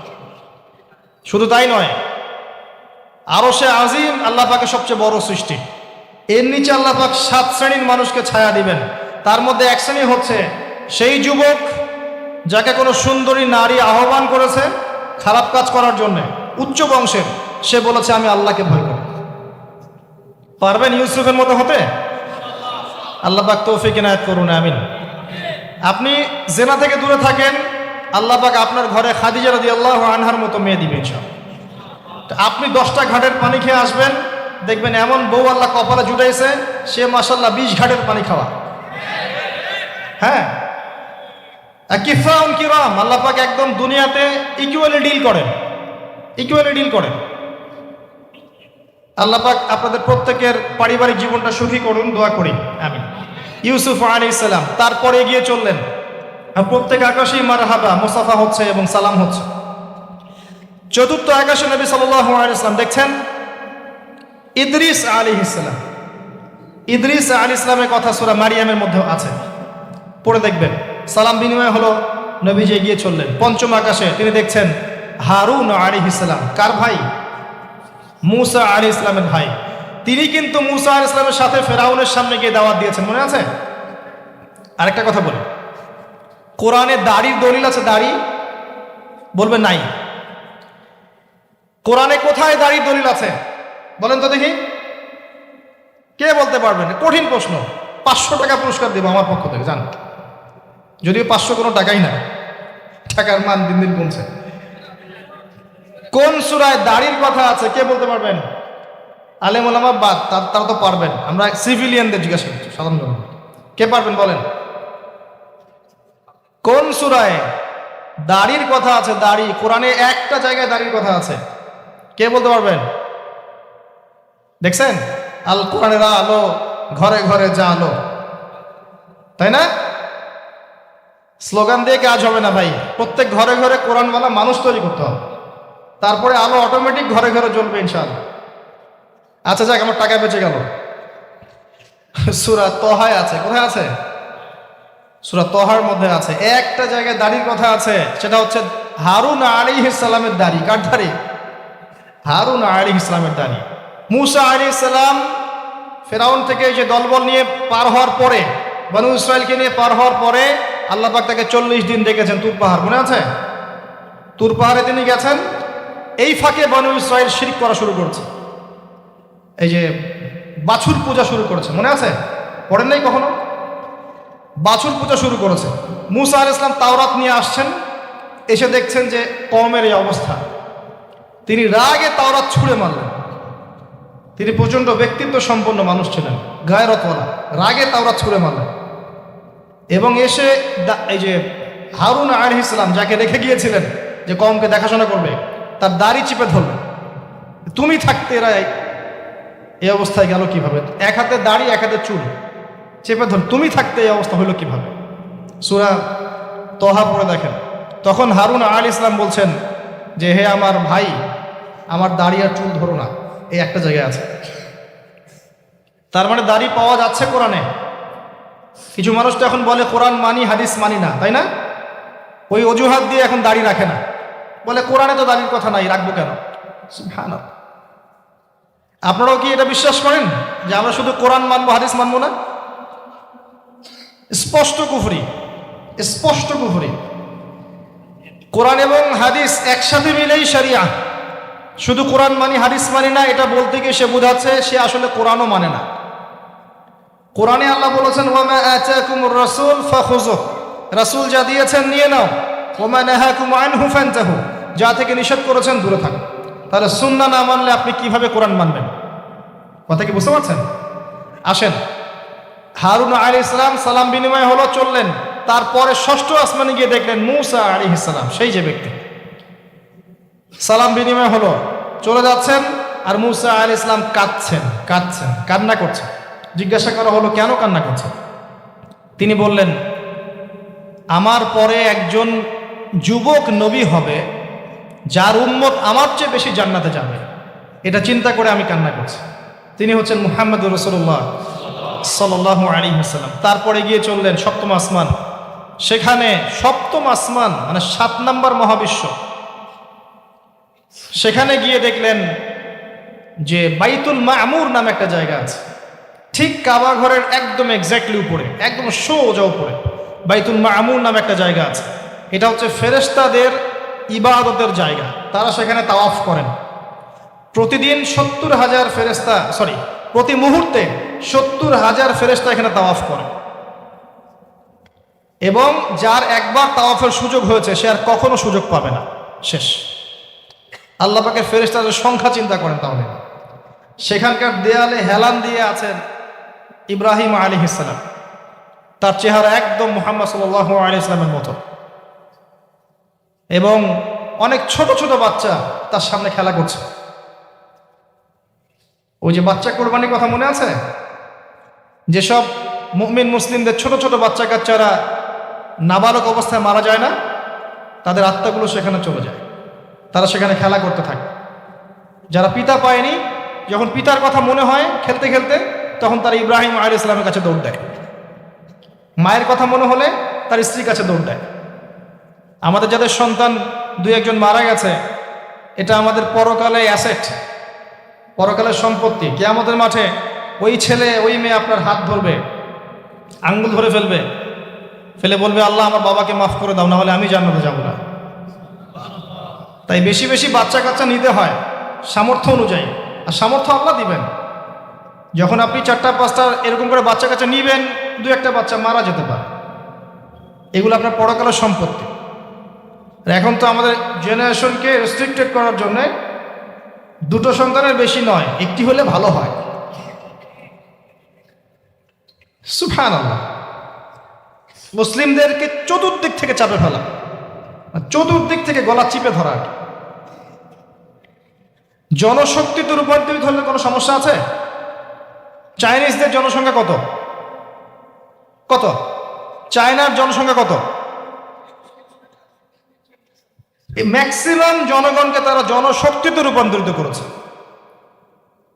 এই আপনার পশ্চিমারায় ন্যাটো যত কিছু আছে, চায়নার এগেনস্টে কথা বলুক দেখি, কত বড় সাহস। সারা বিশ্বকে নিয়ন্ত্রণ করে ফেলছে ওরা এখন। কই, তারা তো আর তারা যখন দেখেছে যে আমাদের আর প্রয়োজন নাই, তখন তারা একটা লস দিয়েছে ওদের কান্ট্রিতে। এটা মুসলিমদের জন্য প্রযোজ্য নয়। যাই হোক, সন্তান সন্ততি ওখানে গিয়ে মারা গেলে আপনার অ্যাসেট। এরপরে আসেন, যারা ইচ্ছা করে সন্তান হত্যা করছে, গর্ভের সন্তান যখন জানছে যে এটা মেয়ে, তখন তাকে ফেলে দিচ্ছে। আবার অবৈধ সন্তান যারা অ্যাবর্শন করে নষ্ট করছে, এই যে হত্যাগুলো, এই প্রাণগুলোকে আল্লাহ পাক কিয়ামতের মাঠে জীবন্ত করবেন এবং তাদেরকে দেখিয়ে ওই ব্যক্তিদেরকে চার্জ করা হবে যে কি অপরাধে তাকে হত্যা করা হয়েছে। সতর্ক হয়ে যান। আল্লাহ পাক এটাও বলেছেন, দারিদ্র্যের ভয়ে সন্তানকে হত্যা করো না, রিজিক আল্লাহ দিবেন ইনশাআল্লাহ। এই সমুদ্রের কোটি কোটি মাছকে আল্লাহ পাক খাওয়াতে পারলে আপনাকে আমাকেও খাওয়াতে পারবে ইনশাআল্লাহ, যদি না আমরা আমাদের রিজিকটা সংকুচিত করে ফেলি। মানুষের রিজিক কেড়ে খাচ্ছে সুদের মধ্য দিয়ে।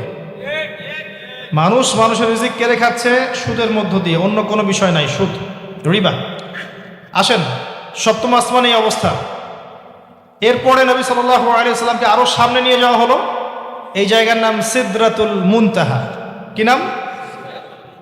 সর্বশেষ জায়গা, যেখানে জিবরাইল আলাইহিস সালামও এর উপরে আর যেতে পারেন না।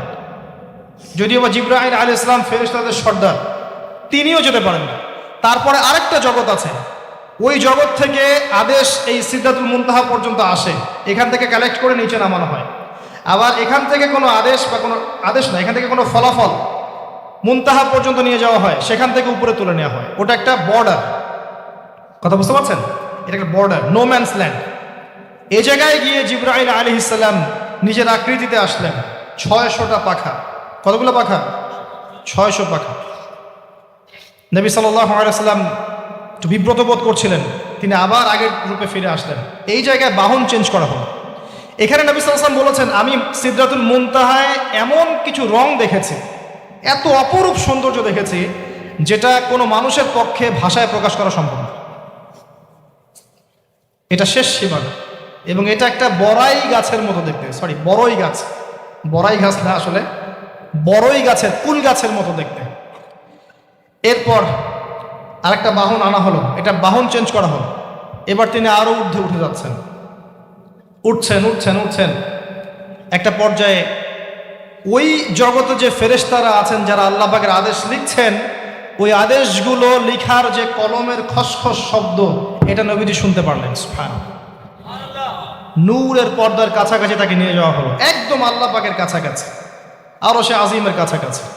এখানে আল্লাহ রাব্বুল আলামিন সরাসরি তার সাথে কথা বললেন, যা ওহী করার তা করলেন, এবং স্পেশালি 3টা গিফট বা হাদিয়া দিলেন। কয়টা?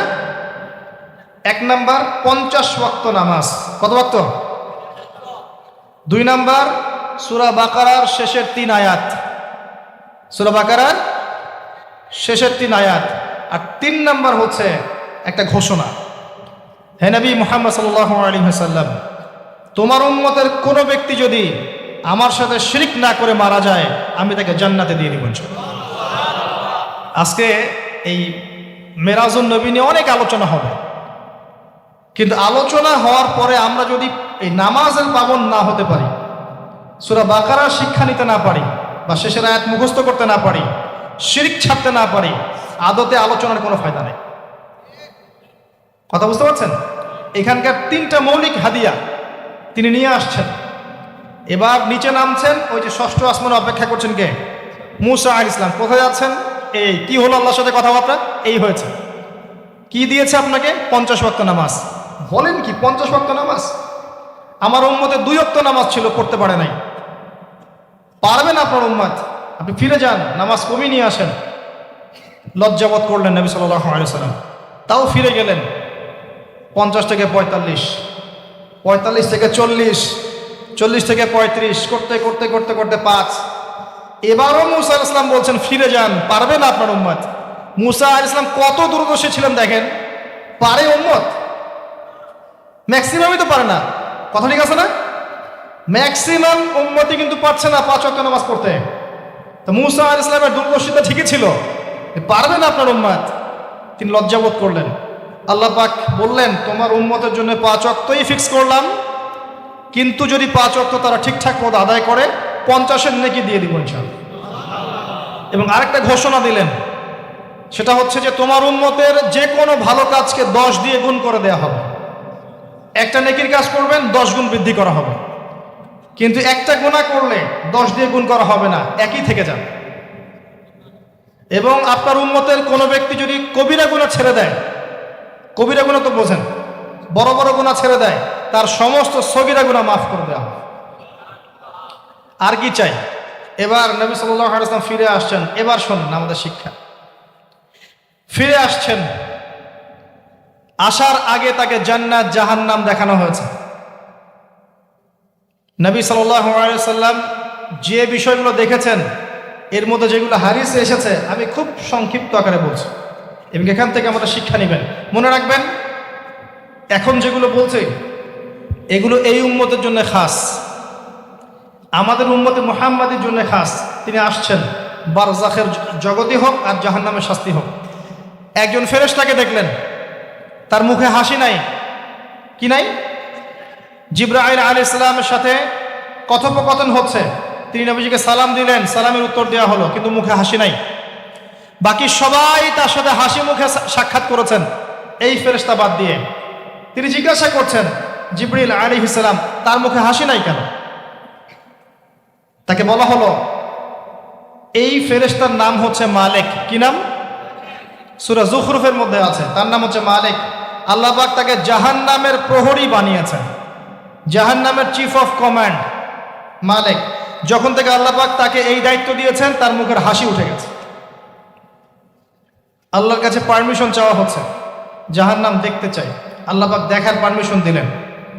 নবী সাল্লাল্লাহু আলাইহি ওয়াসাল্লাম দেখে বললেন সেখানকার বেশিরভাগ অধিবাসী হচ্ছেন নারী জাতি, এবং তিনি বললেন জাহান্নামে যাবে উদ্ধত এবং অহংকারীরা। জান্নাত দেখতে চাই, দেখানো হলো। জান্নাতের ডিটেলস বর্ণনা নবীজি দিলেন ফিরে এসে। এমনকি উমর রাদিয়াল্লাহু আনহুর একটা রুম, একটা কক্ষ, একটা গোরফাও দেখে এসেছেন। ঢুকতে চেয়েছেন, ঢোকেন নাই। পরে বলেছেন, ওমর, আমি তোমার ব্যক্তিত্বের কথা চিন্তা করে সেখানে ঢুকিনি, দেখেছি জান্নাতে তোমার ঘর আছে। একটা আওয়াজ শুনেছেন, মিষ্টি কণ্ঠস্বর। কিসের কণ্ঠস্বর? মিষ্টি কণ্ঠস্বর। তাকে বলা হচ্ছে এই কণ্ঠস্বর হচ্ছে বেলাল রাদিয়াল্লাহু আনহুর আযানের কণ্ঠস্বর। খরম, খরম জুতা আছে না, খরম, এর খটখট আওয়াজ শুনেছেন।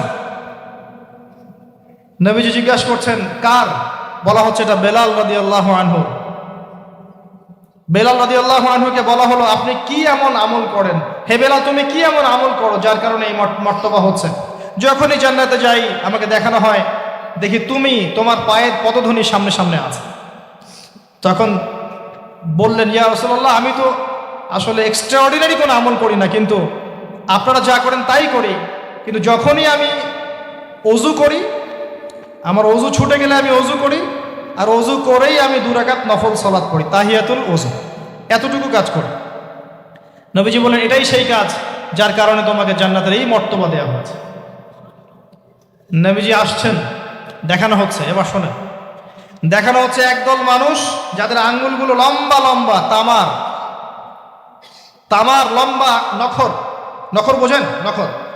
গাল এভাবে হ্যাচড়াচ্ছে, গাল, নিজের গাল নিজে হাসড়াচ্ছে এবং নিজের দেহ থেকে গোশত তুলে ফেলছে, ভক্ষণ করছে। নবীজি জিজ্ঞাসা করলেন সাল্লাল্লাহু আলাইহি সাল্লাম, এরা কারা? কি কারণে এদের শাস্তি হচ্ছে? তাকে বলা হলো, এরা আপনার উম্মতের সেই সব ব্যক্তি যারা সবসময় গীবত আর সমালোচনায় ব্যস্ত থাকে। শিক্ষা নিয়ে নেন, আমার মনে হয় না আমার কিছু বলার প্রয়োজন আছে। এরা আপনার উম্মতের সেই সব ব্যক্তি যারা আপোষে গীবত, অপবাদ এবং সমালোচনায় ব্যস্ত থাকতো। তার মানে এই উম্মতের একটা বড় সমস্যা হবে গীবত। এটা কিন্তু দেখে এসেছেন নবীজি, ফিউচার, তাই না? এটা বারজাখের শাস্তি চলছে, এটা অন্য একটা জগৎ যেটাকে আপনি এখানকার সময় স্থানকাল দিয়ে ব্যাখ্যা করতে পারবেন না। এটা টাইম ট্রাভেলিং এর মতো। নবীজি আসছেন সাল্লাল্লাহু আলাইহি ওয়াসাল্লাম, দেখছেন, listen to me very carefully. এবার নবীজি দেখছেন এক শ্রেণীর মানুষ, পেট এইরকম ফোলা, অট্টালিকার মতো পেট ফোলা, আর ভিতরে সাপ কিলবিল করছে, এবং এদেরকে রক্তের নদীতে ফেলে মাথাটা ফাটিয়ে দেওয়া হচ্ছে। নবী জিজ্ঞাসা করলেন সাল্লাল্লাহু আলাইহি ওয়াসাল্লাম, এরা কারা? মর্মান্তিক শাস্তি দেওয়া হচ্ছে, এরা কারা? এরকম শাস্তি দেওয়া হচ্ছে, আপনি দেখলে আপনার কেমন লাগবে? নবীজিকে বলা হচ্ছে সাল্লাল্লাহু আলাইহি ওয়াসাল্লাম, এরা আপনার উম্মতের এই সব ব্যক্তি যারা ছিল সুদখোর, রিবাখোর। মানে এই উম্মতের অন্যতম বড় সমস্যা হবে রিবা, যেটা আমি বলেছি, প্রতিটা সেক্টরে রিবা। সবচেয়ে নিম্ন পাপ নিজের মায়ের সাথে জেনা করা, সবচেয়ে উচ্চ পাপ আল্লাহ এবং তার রাসূলের সাথে যুদ্ধ করা, এটা হলো সুদ।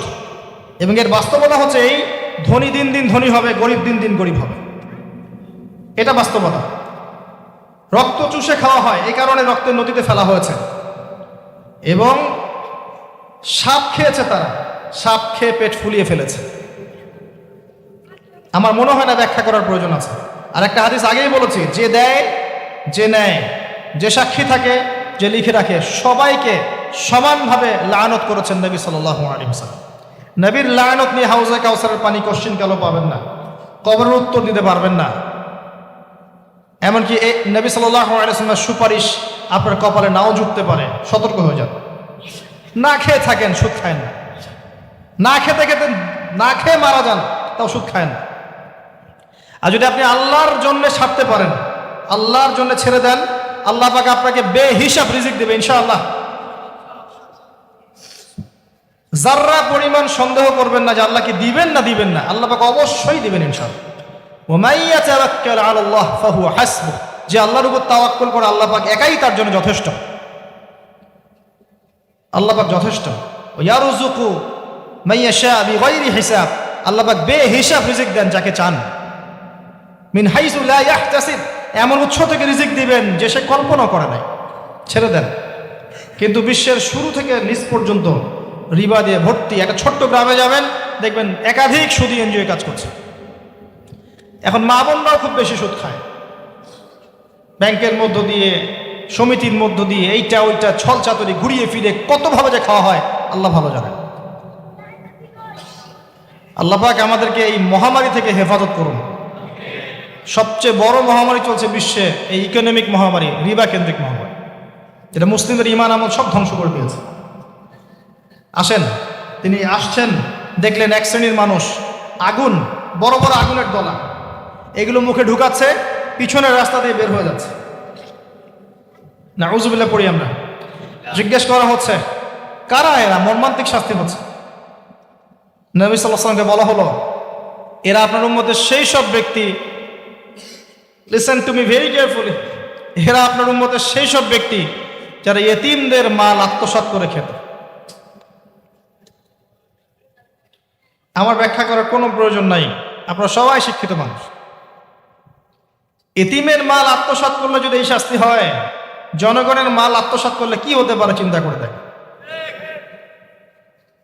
কি হতে পারে।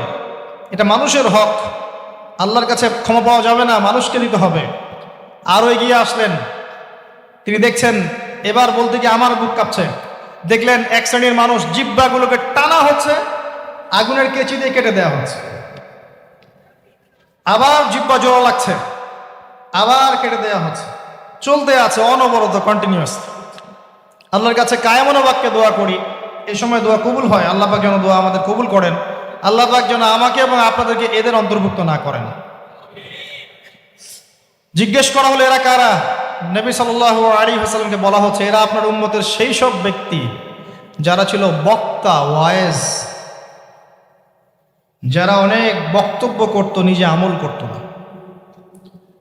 আর এই মহামারী আমাদের মধ্যে ছড়িয়ে পড়েছে, কোনো সন্দেহ নাই।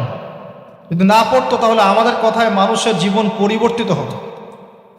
খুব কম দেখা যায় যে আমাদের কথাগুলো আপনাদের কলবে তাসির হচ্ছে। তাসির তখন হবে যখন আমার মধ্যে আমলটা থাকবে। আর এখন তো আমরা ওয়াজ মাহফিলে প্যান্ডেলকে বানিয়েছি পলিটিক্যাল প্যান্ডেল, কোনো কোনো ক্ষেত্রে বানিয়েছি ভোট চাওয়ার প্যান্ডেল, কোনো ক্ষেত্রে বানিয়েছি যে জিকিরের নামে যাবতীয় বেদাতি কারবার হবে, গানের মতো ডিজে জিকির হয়, ডিজে জিকির। মানে কি যে হয়, যে আসবে তারও কত কাহিনী, আবার বিগ বিগ বাজেট, এইসব না মিললে আবার বক্তব্য হবে না। তারপর দেখা যাবে 1 ঘন্টা কথার মধ্যে গাল গল্প কেচ্চা কাহিনী 50 মিনিট, আর বাকি 10 মিনিট একে অপরের সমালোচনা, কি শেষ, ওয়াজ মাহফিল মাশাআল্লাহ শেষ। খুব কম ওয়াজ মাহফিল আছে জনগণকে বলবেন কি শিখলেন আজকে ওয়াজে, বলবে হ্যাঁ সুন্দর সুর করে কিছু কথা বলেছে, কি শিখেছে, আমার কি বললাম ঠিক বুঝতে পারলাম না। Out of content, out of topic, কোনো কনস্ট্রাকটিভ কথাবার্তা নাই। তো এছাড়াও জানা অনুযায়ী আমল না থাকলে এই অবস্থা হবে। আল্লাহ পাক আমাদেরকে হেফাজত করুন, আল্লাহ পাক আমাকে এবং আপনাদের সবাইকে হেফাজত করুন, আমিন। আরও এগিয়ে আসলেন, দেখা গেল এক শ্রেণীর মানুষ, যুবকরা খুব ভালো করে শোনেন এবং বিবাহিতরাও শোনেন, সামনে রাখা আছে ভালো গোশত, বাম দিকে রাখা আছে পচা গোশত, গন্ধ বের হচ্ছে। তারা এই পচা গোশত তুলে তুলে খাচ্ছে, গোগ্রাসে খাচ্ছে, ভালো গোশতের দিকে ভ্রুক্ষেপও করছে না। অবাক হয়ে নবী সাল্লাল্লাহু আলাইহি ওয়াসাল্লাম জিজ্ঞাসা করছেন, এরা কারা? তাকে বলা হচ্ছে, এরা আপনার উম্মতের সেই সব ব্যক্তি যাদের ঘরে পবিত্র স্বামী ছিল, বাইরে অন্য পরপুরুষের সাথে প্রেম করেছে, যাদের ঘরে পবিত্র স্ত্রী ছিল, বাইরে পরকিয়া করেছে। আর এখন যত মিডিয়া আছে দেখবেন, সিরিয়াল, মুভি, জাবি জাবি, এরা পরকিয়া শিখায়, জেনা এবং পরকিয়া শিখায়। খেয়াল করে দেখবেন, একটা ছেলে মেয়ের অবাধ মেলামেশা, হারাম মেলামেশাকে এমনভাবে উপস্থাপন করা হয়, মনে হয় এটা একটা পবিত্র ইবাদত মনে হয়, এবং বোঝানো হয় যে প্রেম তো পবিত্র, পবিত্র প্রেমে কি সমস্যা? আরে প্রেম পবিত্র তখন যখন আমি আমার স্ত্রীর সাথে প্রেম করব। আর দেখবেন যতগুলো এই যে মুভিজ, আপনার সিনেমাস, ফিল্মস, গান, নাটক, এগুলোর মূল থিম কিন্তু হারাম প্রেম। অল্প কিছু আউট অফ অন্য অন্য থিমের মধ্যে আছে, দেশ নিয়ে কতগুলো মুভি হচ্ছে, কতগুলো নাটক হয়, ইসলাম নিয়ে কতগুলো হয়, শ্রদ্ধা ভক্তি এগুলো নিয়ে কতগুলো হয় দেখবেন। আর এই যে অন্য কান্ট্রির যে সংস্কৃতিগুলো ঢুকেছে, এইগুলোর মূল থিম দেখবেন পরকীয়া করাচ্ছে, পরকীয়া শেখায়, বেহায়াপনা শেখায়, কীভাবে শাশুড়ির সাথে ঝগড়া করতে হবে, কীভাবে বউ রেখে আরেকটা প্রেম করতে হবে, বউকে কেমন করে ব্লাফ দেওয়া যায়, এদিকে স্বামীরা ব্লাফ কেমন করে দেওয়া যায়, এগুলোই শেখায়।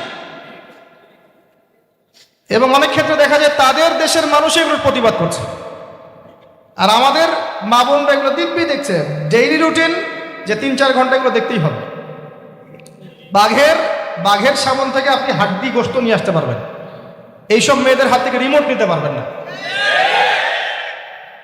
এরপরেও দেখবেন আপনি আবার নগ্ন ফিল্ম, পর্নোগ্রাফি আছে না, এগুলো আবার ফ্রি অ্যাক্সেস, আপনি চাইলে ইন্টারনেটে ঢুকবেন দেখতে পারবেন। এটা কিন্তু আমরা রাষ্ট্রীয়ভাবে বন্ধ করতে পারতাম, যে আমার দেশে কোনো পর্ন সাইট চলবে না, কোনো পর্ন সাইট চলবে না। পর্নোগ্রাফি একমাত্র কারণ, সমস্ত কারণের সবচেয়ে বড় কারণ, বাকি কারণগুলো আছে, সবচেয়ে বড় কারণ, এর কারণে ধর্ষণ বাড়বে। যত বেশি পর্নোগ্রাফি প্রচলন ঘটবে তত বেশি ধর্ষণ বাড়বে, কারণ পর্ন দেখতে দেখতে মানুষের ভিতরটাকে পশু বানিয়ে ফেলা হয়, এবং এই পশু সুযোগ পেলেই একটা মেয়েকে ধর্ষণ করবে। হ্যাঁ, এর ভিতর থেকে বাইরে বলা হচ্ছে কোটটাই স্যুট পরে আছি, জুব্বা ডুব্বা পরে আছি, ভিতরটা পশু বানিয়ে ফেলা হয়। এবং দেখবেন ফাঁক পেলে মেয়েকে ধর্ষণ করবে, ফাঁক পেলে বাচ্চাকে ধর্ষণ করবে, প্রাইভেট পড়াতে গিয়ে ছাত্রীকে ধর্ষণ করবে, চাকরি ক্ষেত্রে মেয়েকে ধর্ষণ করবে, দেখবেন এই কাজগুলো হবে, সুযোগ পেলেই ধর্ষণ করবে, কারণ ইন্টারনালি সে বিস্ট হয়ে গেছে, জানোয়ার। কিভাবে হয়েছে? ওই পর্ন দেখতে দেখতে। যারা এটাতে এডিক্টেড, তখন মনে হয় যে জগৎটা মনে হয় এমনই, একটা মেয়ের দিকে সে আর শ্রদ্ধা, সম্মান, ভালোবাসার দৃষ্টিতে দেখতে পারবে না।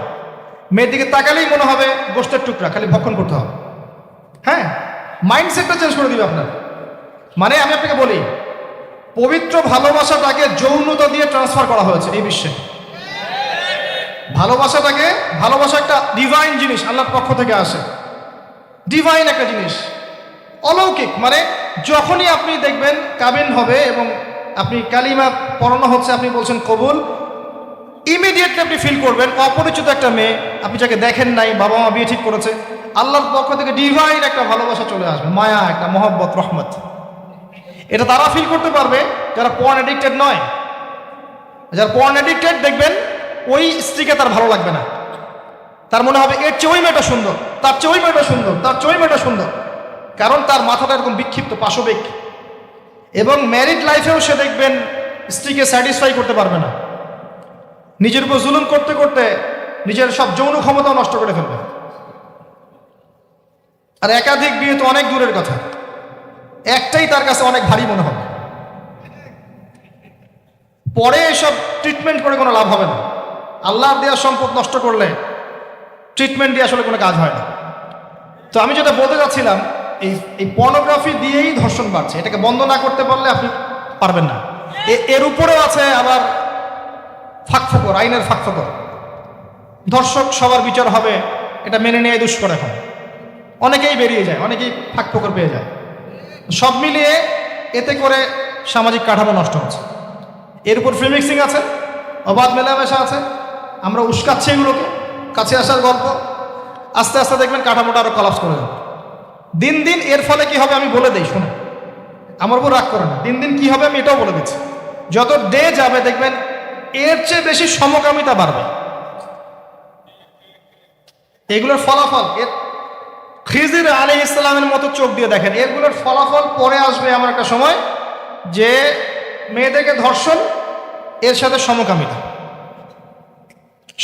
কারণ মানুষ মেয়েদের উপর থেকে দেখবেন আগ্রহ কমে যাবে, এবং সমকামিতা যে বাড়বে, হাদিসে এসেছে যে এই উম্মতের উপর আমি ভয় করি এই উম্মতের মধ্যে সমকামিতা ছড়িয়ে পড়বে। আল্লাহর রাসূল বলছেন আরো বাড়বে চাইল্ড অ্যাবিউজিং, বাচ্চাদেরকে রেপ করা হবে বেশি বেশি বিকজ অফ এই পর্নোগ্রাফি। যতদিন যাবে দেখবেন যারা মেয়ে সন্তানের বাবা খুবই সতর্ক সাবধান, খুব সতর্ক সাবধান। মানে কার কোলে আপনি মেয়েকে তুলে দিচ্ছেন? 5 বছর, 4 বছর, 3 বছর এইসব মেয়েদেরকে ধর্ষণ করা হচ্ছে। সমাজটা কোন জায়গায় চলে গেছে চিন্তা করছেন? এগুলোর মূল কারণ, একদম গাছের উপরের কারণ হচ্ছে পর্নোগ্রাফি। এই মূল কারণ কিন্তু বেপরদামি নয়, আমি বুঝাতে পারছি না মনে হয়। এর মূল কারণ কিন্তু বেপরদামি নয়, পর্নোগ্রাফি। কারণ পর্নোগ্রাফি অ্যাক্সেসের কারণে মানুষের ভিতরটা পশু হয়ে গেছে, পড়বে মেয়েদের উপর, ভিতর থেকে পশু বানিয়ে দেওয়া হয়েছে। এরপরেও আছে বিয়ের রাস্তা কঠিন করে ফেলা। বিয়ে তো করতে দিচ্ছেন না, কঠিন। বিয়ে করলে অনেক সমস্যা, জেনা করতে কোনো সমস্যা নাই। 1000 টাকা, 2000 টাকা, 5000 টাকা দিয়ে মানুষ জেনা করছে। এবং আপনাদের শহরের ব্যাপার আপনারাই ভালো জানেন, আমাকে বলার দরকার নেই। যখন এই জিনিসগুলো বাড়বে আপনাদের কমিউনিটির মধ্যে, আল্লাহর আযাব গজব বেশি আসবে। আল্লাহর আযাব গজব এমনভাবে আসবে আপনি কল্পনা করতে পারবেন না। গোশত খাচ্ছে, পচা গোশত। আর একটা বলি, ঠিক এরপরেই নবী সাল্লাল্লাহু আলাইহি ওয়াসাল্লাম দেখলেন একটা চুলা দেখলেন। চুলার নিচের দিকটা হচ্ছে প্রশস্ত, মাথাটা সংকীর্ণ এরকম, মানে তন্দুর রুটি ভাজে দেখেছেন? রুটি যে ভিতরে দেয় একটা এরকম গোল চুলা থাকে, সামথিং লাইক দ্যাট। নিচে দাউ দাউ করে আগুন জ্বলছে, আর এখানে কিছু মানুষকে জ্বালানো হচ্ছে।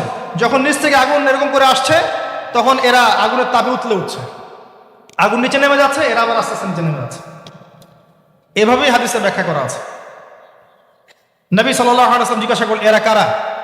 বলা হলো, এরা আপনার উম্মতের সেই সব ব্যক্তি যারা জেনায় লিপ্ত ছিল। তিনি আরো এগিয়ে গেলেন, জেনা সম্পর্কে কয়েকটা হাদিস এসেছে। তিনি এগিয়ে গেলেন, দেখলেন একটা জায়গা যেখান থেকে দুর্গন্ধ বের হচ্ছে, পাবলিক টয়লেটের চেয়ে প্রকট দুর্গন্ধ, মনে হচ্ছে যে পাবলিক টয়লেট। নবী জিজ্ঞাসা করলেন সাল্লাল্লাহু আলাইহি ওয়াসাল্লাম, কোন জায়গা থেকে এরকম দুর্গন্ধ আসছে? তিনি বলেন, এটা হচ্ছে জেনাকার, এবং জেনাকারীদেরকে আযাব দেওয়া হচ্ছে, ওদের রক্ত মাংসের পুজের গন্ধ এগুলো। দেখলেন এক শ্রেণীর মানুষকে একটা শরবত খাওয়ানো হচ্ছে। শরবত জাহান্নামীদের রক্ত মাংস পুজের নির্মিত। তার নাম হচ্ছে তিনাতে খাবাল। কি নাম? তিনাতে খাবাল। কাদেরকে খাওয়ানো হচ্ছে? যারা এই উম্মতের মাদক সেবন করতে, এদেরকে খাওয়ানো হচ্ছে। আমি আপনাকে একটু পিছনে নিয়ে যাই। আলোচনা শুরু করেছিলাম যেখান থেকে, ওই যে মৌলিক সমস্যাগুলো যেটা বলেছিলাম এই উম্মতের মধ্যে এখনো আছে, এটাই সেই পাপগুলোর শাস্তি, যেটা কিয়ামত পর্যন্ত উম্মতের মধ্যে থাকবে। মাদক, পর্নোগ্রাফি, এই যে আপনার বিহায়াপনা, জেনা, সুদ, এগুলো এখনকার মৌলিক সমস্যা। এগুলোই হবে এই উম্মার বড় বড় সমস্যা, যার কারণে উম্মতের বেশিরভাগ মানুষকে ওখানে আযাব দেওয়া হচ্ছে। আল্লাহ পাক আমাদেরকে হেফাজত করুন। এরপর এভাবে তিনি আরো কিছু শাস্তি দেখেছেন। দেখে আসার পথে জাহান্নামের যে বর্ণনা দিয়েছেন, যে বেশিরভাগ মানুষ সেখানে হচ্ছে জাহান্নামে নারী জাতি। কি কারণে তারা বেশিরভাগ জাহান্নামে যাবে? লানত করার কারণে, অভিশাপ দেওয়ার কারণে, স্বামীর অকৃতজ্ঞ হওয়ার কারণে। সারা জীবন স্বামী করে যাবে, একদিন ঝগড়া লাগলে বলবে, সারা জীবন তোমার কাছে কোনো ভালো ব্যবহার পেলাম না। আরেকটা হচ্ছে এমন কিছু তাদের সাথে হবে, লিসেন টু মি, এমন কিছু তাদের সাথে হবে এই উম্মতের ক্ষেত্রে, যার কারণে মেয়েরা ওদের সতীত্ব, তাদের পর্দা, ঈমান, আমল ধরে রাখতে পারবে না। আপনাকে এখন খুঁজতে হবে সেটা কি, যে এই উম্মতের মেয়েদের ক্ষেত্রে স্পেশালি হয়েছে, যার ফলে মেয়েরা আর ঘরে থাকতে পারে নাই, পর্দায় থাকতে পারে নাই, সতীত্ব রক্ষা করতে পারে নাই, নামাজ, কালাম, ঈমান, আকীদার আর ঠিক ঠিকানা নাই। কি সেটা, যেটা আজকে থেকে 100, 200, 500 বছর আগে হয়তো বা ছিল না? সেটার নাম হচ্ছে ফ্যামিনিস্ট রেভলিউশন। এই সম্পর্কে পড়েন ভালো করে। এই কারণেই মেয়েদেরকে আপনি ঘরে রাখতে পারবেন না। আপনাকে বলে রাখি, দাজ্জালের শেষ ফলোয়ার, দাজ্জালের লাস্ট ফলোয়ার হবে এক শ্রেণীর নারী, যাদেরকে আপনি ঘরে রাখতে পারবেন না। নবীজি এটাও বলেছেন, এই উম্মতের বহু নারী জাহান্নামের ঘ্রাণও পাবেন, জান্নাতের ঘ্রাণও পাবে না। যদিও জান্নাতের ঘ্রাণ বহু দূর থেকে পাওয়া যায়। যারা এই উম্মতের মেয়েদের মধ্যে এমন কাপড় পরবে, যেই কাপড় পরেও তারা নগ্ন থাকে, ব্যাখ্যা কোনো প্রয়োজন নেই। যারা পুরুষের পোশাক পরবে। এবং আসার পথে তিনি একটা সুঘ্রাণ পেলেন, অত্যন্ত সুন্দর ঘ্রাণ। তিনি জিজ্ঞাসা করলেন, এই ঘ্রাণ কোথা থেকে আসছে? নবী সাল্লাল্লাহু আলাইহি ওয়াসাল্লামকে বলা হলো, এটা হচ্ছে সেই ঘ্রাণ, ফেরাউনের মেয়ের চুল আঁচড়ে দিত একজন দাসী, যাকে আপনারা অনেকে আসিয়া বলে থাকেন। সেই দাসীর হাত থেকে একদিন চিরুনিটা পড়ে যায়। সে চিরুনিটা বিসমিল্লাহ বলে ওঠায়। ফেরাউনের মেয়ে শুনে ফেলে, বিসমিল্লাহ আবার কি? আমার বাবা ছাড়াও তোমার কোন ইলাহ আছে? সে বলে, হ্যাঁ, আমার আল্লাহ একজন ইলাহ আছে, সে আমার ইলাহ, তোমার বাবারও ইলাহ। ফেরাউন এটা শুনে ফেলে। তেল গরম, কড়াই গরম করে তেল সেখানে ফুটানো হয়, এখানে তাকে নিক্ষেপ করে হত্যা করা হয়। আসিয়া মৃত্যুর আগে সে আল্লাহর কাছে দোয়া করেছিল, আল্লাহ আমার জন্যে তোমার জান্নাত, তোমার পাশে একটা জান্নাতে একটা ঘর নির্মাণ করো, আর ফেরাউনের এই আযাব থেকে আমাকে হেফাজত করো, বাঁচাও। আল্লাহ পাক ফেরাউনের দাসী আসিয়ার জন্য জান্নাতে ঘর নির্মাণ করেছেন। সেই ঘর থেকে ঘ্রাণ আসছে। নবী সাল্লাল্লাহু আলাইহি ওয়াসাল্লাম ফিরে আসলেন, এসে এই পুরো ঘটনা ব্যাখ্যা করলেন। কাফেররা কথা বিশ্বাস করলো না। এমনকি অনেকে তখন যারা বিশ্বাস করেছিল তারাও বলতে লাগলো, যেটা আবার কি ধরনের কথা, এক রাতের মধ্যে এগুলো হতে পারে? অনেকে ঈমান হারাও হয়ে গেল। আবু বকর সিদ্দিক রাদিয়াল্লাহু আনহু এই সময় সিদ্দিক উপাধি পেয়েছেন। এছাড়া মেরাজের রাতে আরো অনেক ঘটনা ঘটেছে, যেগুলো টাইম টু টাইম নবী সাল্লাল্লাহু আলাইহি ওয়াসাল্লাম বর্ণনা করেছেন, ব্যাখ্যা করেছেন পরবর্তীতে গিয়ে। এখানে আমাদের কিছু শিক্ষা আছে। আমরা শেষ করার আগে শিক্ষাগুলো নিয়ে কথা বলছি। 1 নাম্বার, আল্লাহ পাক 3টা হাদিয়া দিয়েছেন। প্রথম হাদিয়া সালাত সংক্রান্ত। আমরা আজকে এই মেরাজুন নবীর আলোচনায় সবাই পাক্কা নিয়াত করি, 5 ওয়াক্ত নামাজ জীবনে বাদ দিব না ইনশাআল্লাহ। মেরাজুন নবীর আলোচনা সার্থক হবে যদি আমরা এর শিক্ষাগুলোকে বাস্তবায়ন করতে পারি। 1 নাম্বারই সালাত। নবী সাল্লাল্লাহু আলাইহি ওয়াসাল্লাম ইন্তেকাল করার আগেই বলেছেন, আস-সালাত আস-সালাত ওয়া মা মালাকাত আইমানুকুম। 2 নাম্বার সূরা বাকারার শেষের আয়াত, রাতের বেলা যে ব্যক্তি পড়ে ঘুমাবে, লিল্লাহি মা ফিস সামাওয়াতি ওয়া মা ফিল আরদ, এখান থেকে ফানসুরনা আলাল কওমিল কাফিরিন পর্যন্ত সারা রাত ইবাদতের নেকি পাবে ইনশাআল্লাহ। এর মধ্য দিয়ে একটা বিষয় বোঝানো হয়েছে, সেটা হলো এই 3 আয়াত পড়তে গেলে তো আপনাকে কোরআন পড়া জানতে হবে নাকি? অতএব কোরআন পড়া শেখেন, নিয়মিত কোরআন তেলাওয়াত করেন, আল্লাহ পাক তৌফিক দান করেন। সালাত এবং কোরআন। 3 নাম্বার, শিরক মুক্ত আমল, শিরক মুক্ত তাওহীদ। এই উম্মতের যে ব্যক্তি শিরকে লিপ্ত হবে না, ইনশাআল্লাহ জান্নাতে যাবে। আপনি কিতাবুত তাওহীদ বইটা কিনেন, এখানে সমস্ত শিরকের লিস্ট দেয়া আছে, কোন কোন কাজ শিরক। আমরা মুসলিমরা আল্লাহ ছাড়া অন্যকে সিজদা করি। এখন আমরা মুসলিমরা আল্লাহ ছাড়া অন্য কারো নামে নজর করি, অন্য কারো নামে মানত করি, অন্য কারো জন্য কুরবানি করছি। আমরা বিশ্বাস করি যে কবরে গেলে সন্তান পাওয়া যাবে। আমরা এখন অনেকে বিশ্বাস করি হাতের বালা আংটি আমার রোগ ভালো করবে। আমরা বিশ্বাস করি। আমরা অনেকেই আল্লাহর হালালকে হারাম করেছি, হারামকে হালাল করেছি। অনেকেই বলছে আল্লাহ বলতে কিছু নাই, সব বিগ ব্যাং থেকে সৃষ্টি হয়েছে। অনেকেই বলছে যে তাকদীর বলতে কিছু নাই, মানুষ যা করবে তাই। প্রচুর শিরকে আমরা লিপ্ত আছি। চিন্তায়, কথা এবং কাজে আমাদের শিরক আছে। কিতাবুত তাওহীদ কিনুন, ব্যাখ্যা সহ পড়ুন, শিরক সম্পর্কে জানতে পারবেন। আল্লাহ পাক তৌফিক দান করুন। আল্লাহ পাক একটা হাদিসে কুদসির মধ্যে বলেছেন, হে আদম সন্তান, তুমি যদি কিয়ামতের মাঠে আমার সামনে আকাশ জমিন সমান গুনাহ নিয়ে আসো কিন্তু শিরক না করো, আমি তোমার সামনে আকাশ জমিন সমান রহমত নিয়ে আসবো। মেরাজুন নবীর শিক্ষা। আসুন আরো সামনের দিকে আসেন। সুদের শাস্তি দেখেছেন, সুদ খায়েন না, না খেয়ে মারা যান, সুদ খায়েন না, আল্লাহর রাস্তায়, আল্লাহকে ভয় করেন। এটা মায়ের সাথে জেনা করার মতো অপরাধ। সমাজের কোনো মানুষ যদি এই কাজ করে, মায়ের সাথে জেনা করে, আপনি পাথর নিক্ষেপ করে হত্যা করবেন। আপনি চাইবেন ওকে পাথর নিক্ষেপ করে হত্যা করতে। সেই কাজ আমরা অবলীলায় করে যাচ্ছি। আল্লাহ পাক আমাদেরকে বোঝার তৌফিক দেখ। শাস্তি দেখেছেন এতিমের মাল ভক্ষণ, অন্যের সম্পদ অন্যায়ভাবে আত্মসাৎ করেন না। শাস্তি দেখেছেন জেনার। যুব সমাজকে রিকোয়েস্ট করবো, আল্লাহর ওয়াস্তে জেনায় যায় না। আগে আপনি পড়াশোনা শেষ করেন, পড়াশোনা শেষ করে একটা হালাল রিজিকের ব্যবস্থা করে বিয়ে করে ফেলেন। আর গার্ডিয়ানদেরকে বলবো বিয়েটাকে সহজ করে দেন, মোহর কম নেন, বিয়েকে সহজ করেন। বিয়ের পর ওদেরকে পড়াশোনা করতে দেন, ইনশাল্লাহ ওদের চরিত্র হেফাজতে থাকবে। এবং আগে একটা হালাল রিজিকের ব্যবস্থা করেন ছোটখাটো, এরপর বিয়ে করেন। এতিম মেয়েকে বিয়ে করেন, পারলে তালাকপ্রাপ্তাকে বিয়ে করেন, বিধবাকে বিয়ে করেন। কিছু করেন যেটা আপনি আল্লাহকে দেখাবেন, আল্লাহ এটা তোমার সন্তুষ্টির জন্য করেছি, আমাকে মাফ করে দাও।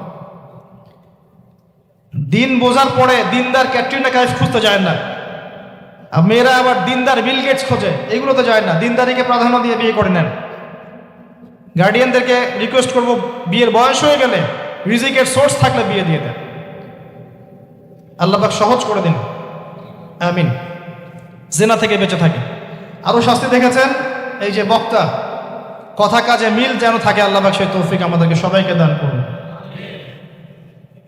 আরও দেখেছেন সুদের শাস্তি এবং গীবত সমালোচনার শাস্তি। আল্লাহ পাক এই উম্মতের মানুষদেরকে, আমাদেরকে গীবত, তহমত, অপবাদ, সমালোচনার সংস্কৃতি থেকে বাঁচিয়ে রাখুন, আল্লাহুম্মা আমিন। জাহান্নামে নারী দেখেছেন প্রচুর, আমরা যেন আমাদের মা বোনদেরকে পর্দায় রাখতে পারি, তাদেরকে দিন শেখাতে পারি, তারা যেন এই ফ্যামিলিস্ট রেভলিউশনে ধোকায় পড়ে ইমান আমল ইজ্জত না খোয়ায়, সেটা আমরা দেখবো ইনশাআল্লাহ আযজা ওয়া জাল। সবশেষ, অহংকারীদেরকে আল্লাহ রাসূল সাল্লাল্লাহু আলাইহি ওয়াসাল্লাম জাহান্নামী বলেছেন। কারোর মধ্যে যদি যাররা পরিমাণ অহংকার আসে, সে ব্যক্তি জাহান্নামে যাবে। আল্লাহ পাক আমাদেরকে অহংকার থেকে বাঁচিয়ে রাখুন, আল্লাহুম্মা আমিন। মেরাজের নবীর এই আলোচনা থেকে আমরা যা শিখলাম, এগুলো আল্লাহ পাক আমাদেরকে বাস্তবায়ন করার তৌফিক দান করুন। এছাড়া আরও অনেক ঘটনা ঘটেছিল, যেটা আমি আজকে সারা রাতে বলে হয়তো শেষ করতে পারতাম না। আপনারা সবাই রাসূলুল্লাহ সাল্লাল্লাহু আলাইহি ওয়াসাল্লামের সিরাত একটাবার পড়বেন, হাদিসগুলোকে পড়বেন, কোরআন নিয়মিত পড়বেন, 5 ওয়াক্ত সালাতে পাবন্দ হবেন এবং রমজান মাস, আসন্ন রমজান মাসকে সঠিকভাবে কাজে লাগাবেন, হালাল খাবেন, আদর্শ পরিবার করবেন। আল্লাহ পাক আপনাকে আমাকে সবাইকে তৌফিক দান করুন, আমিন। আকুলু কওলি হাযা আস্তাগফিরু লি ওয়া লাকুম ওয়া লিসাইরিল মুসলিমিন। বারাকাল্লাহু লানা ওয়া লাকুম বিল আয়াতিল হাকীম। ইন্নাহু তাআলা জাওয়াদুল কারীম রাউফুর রহিম।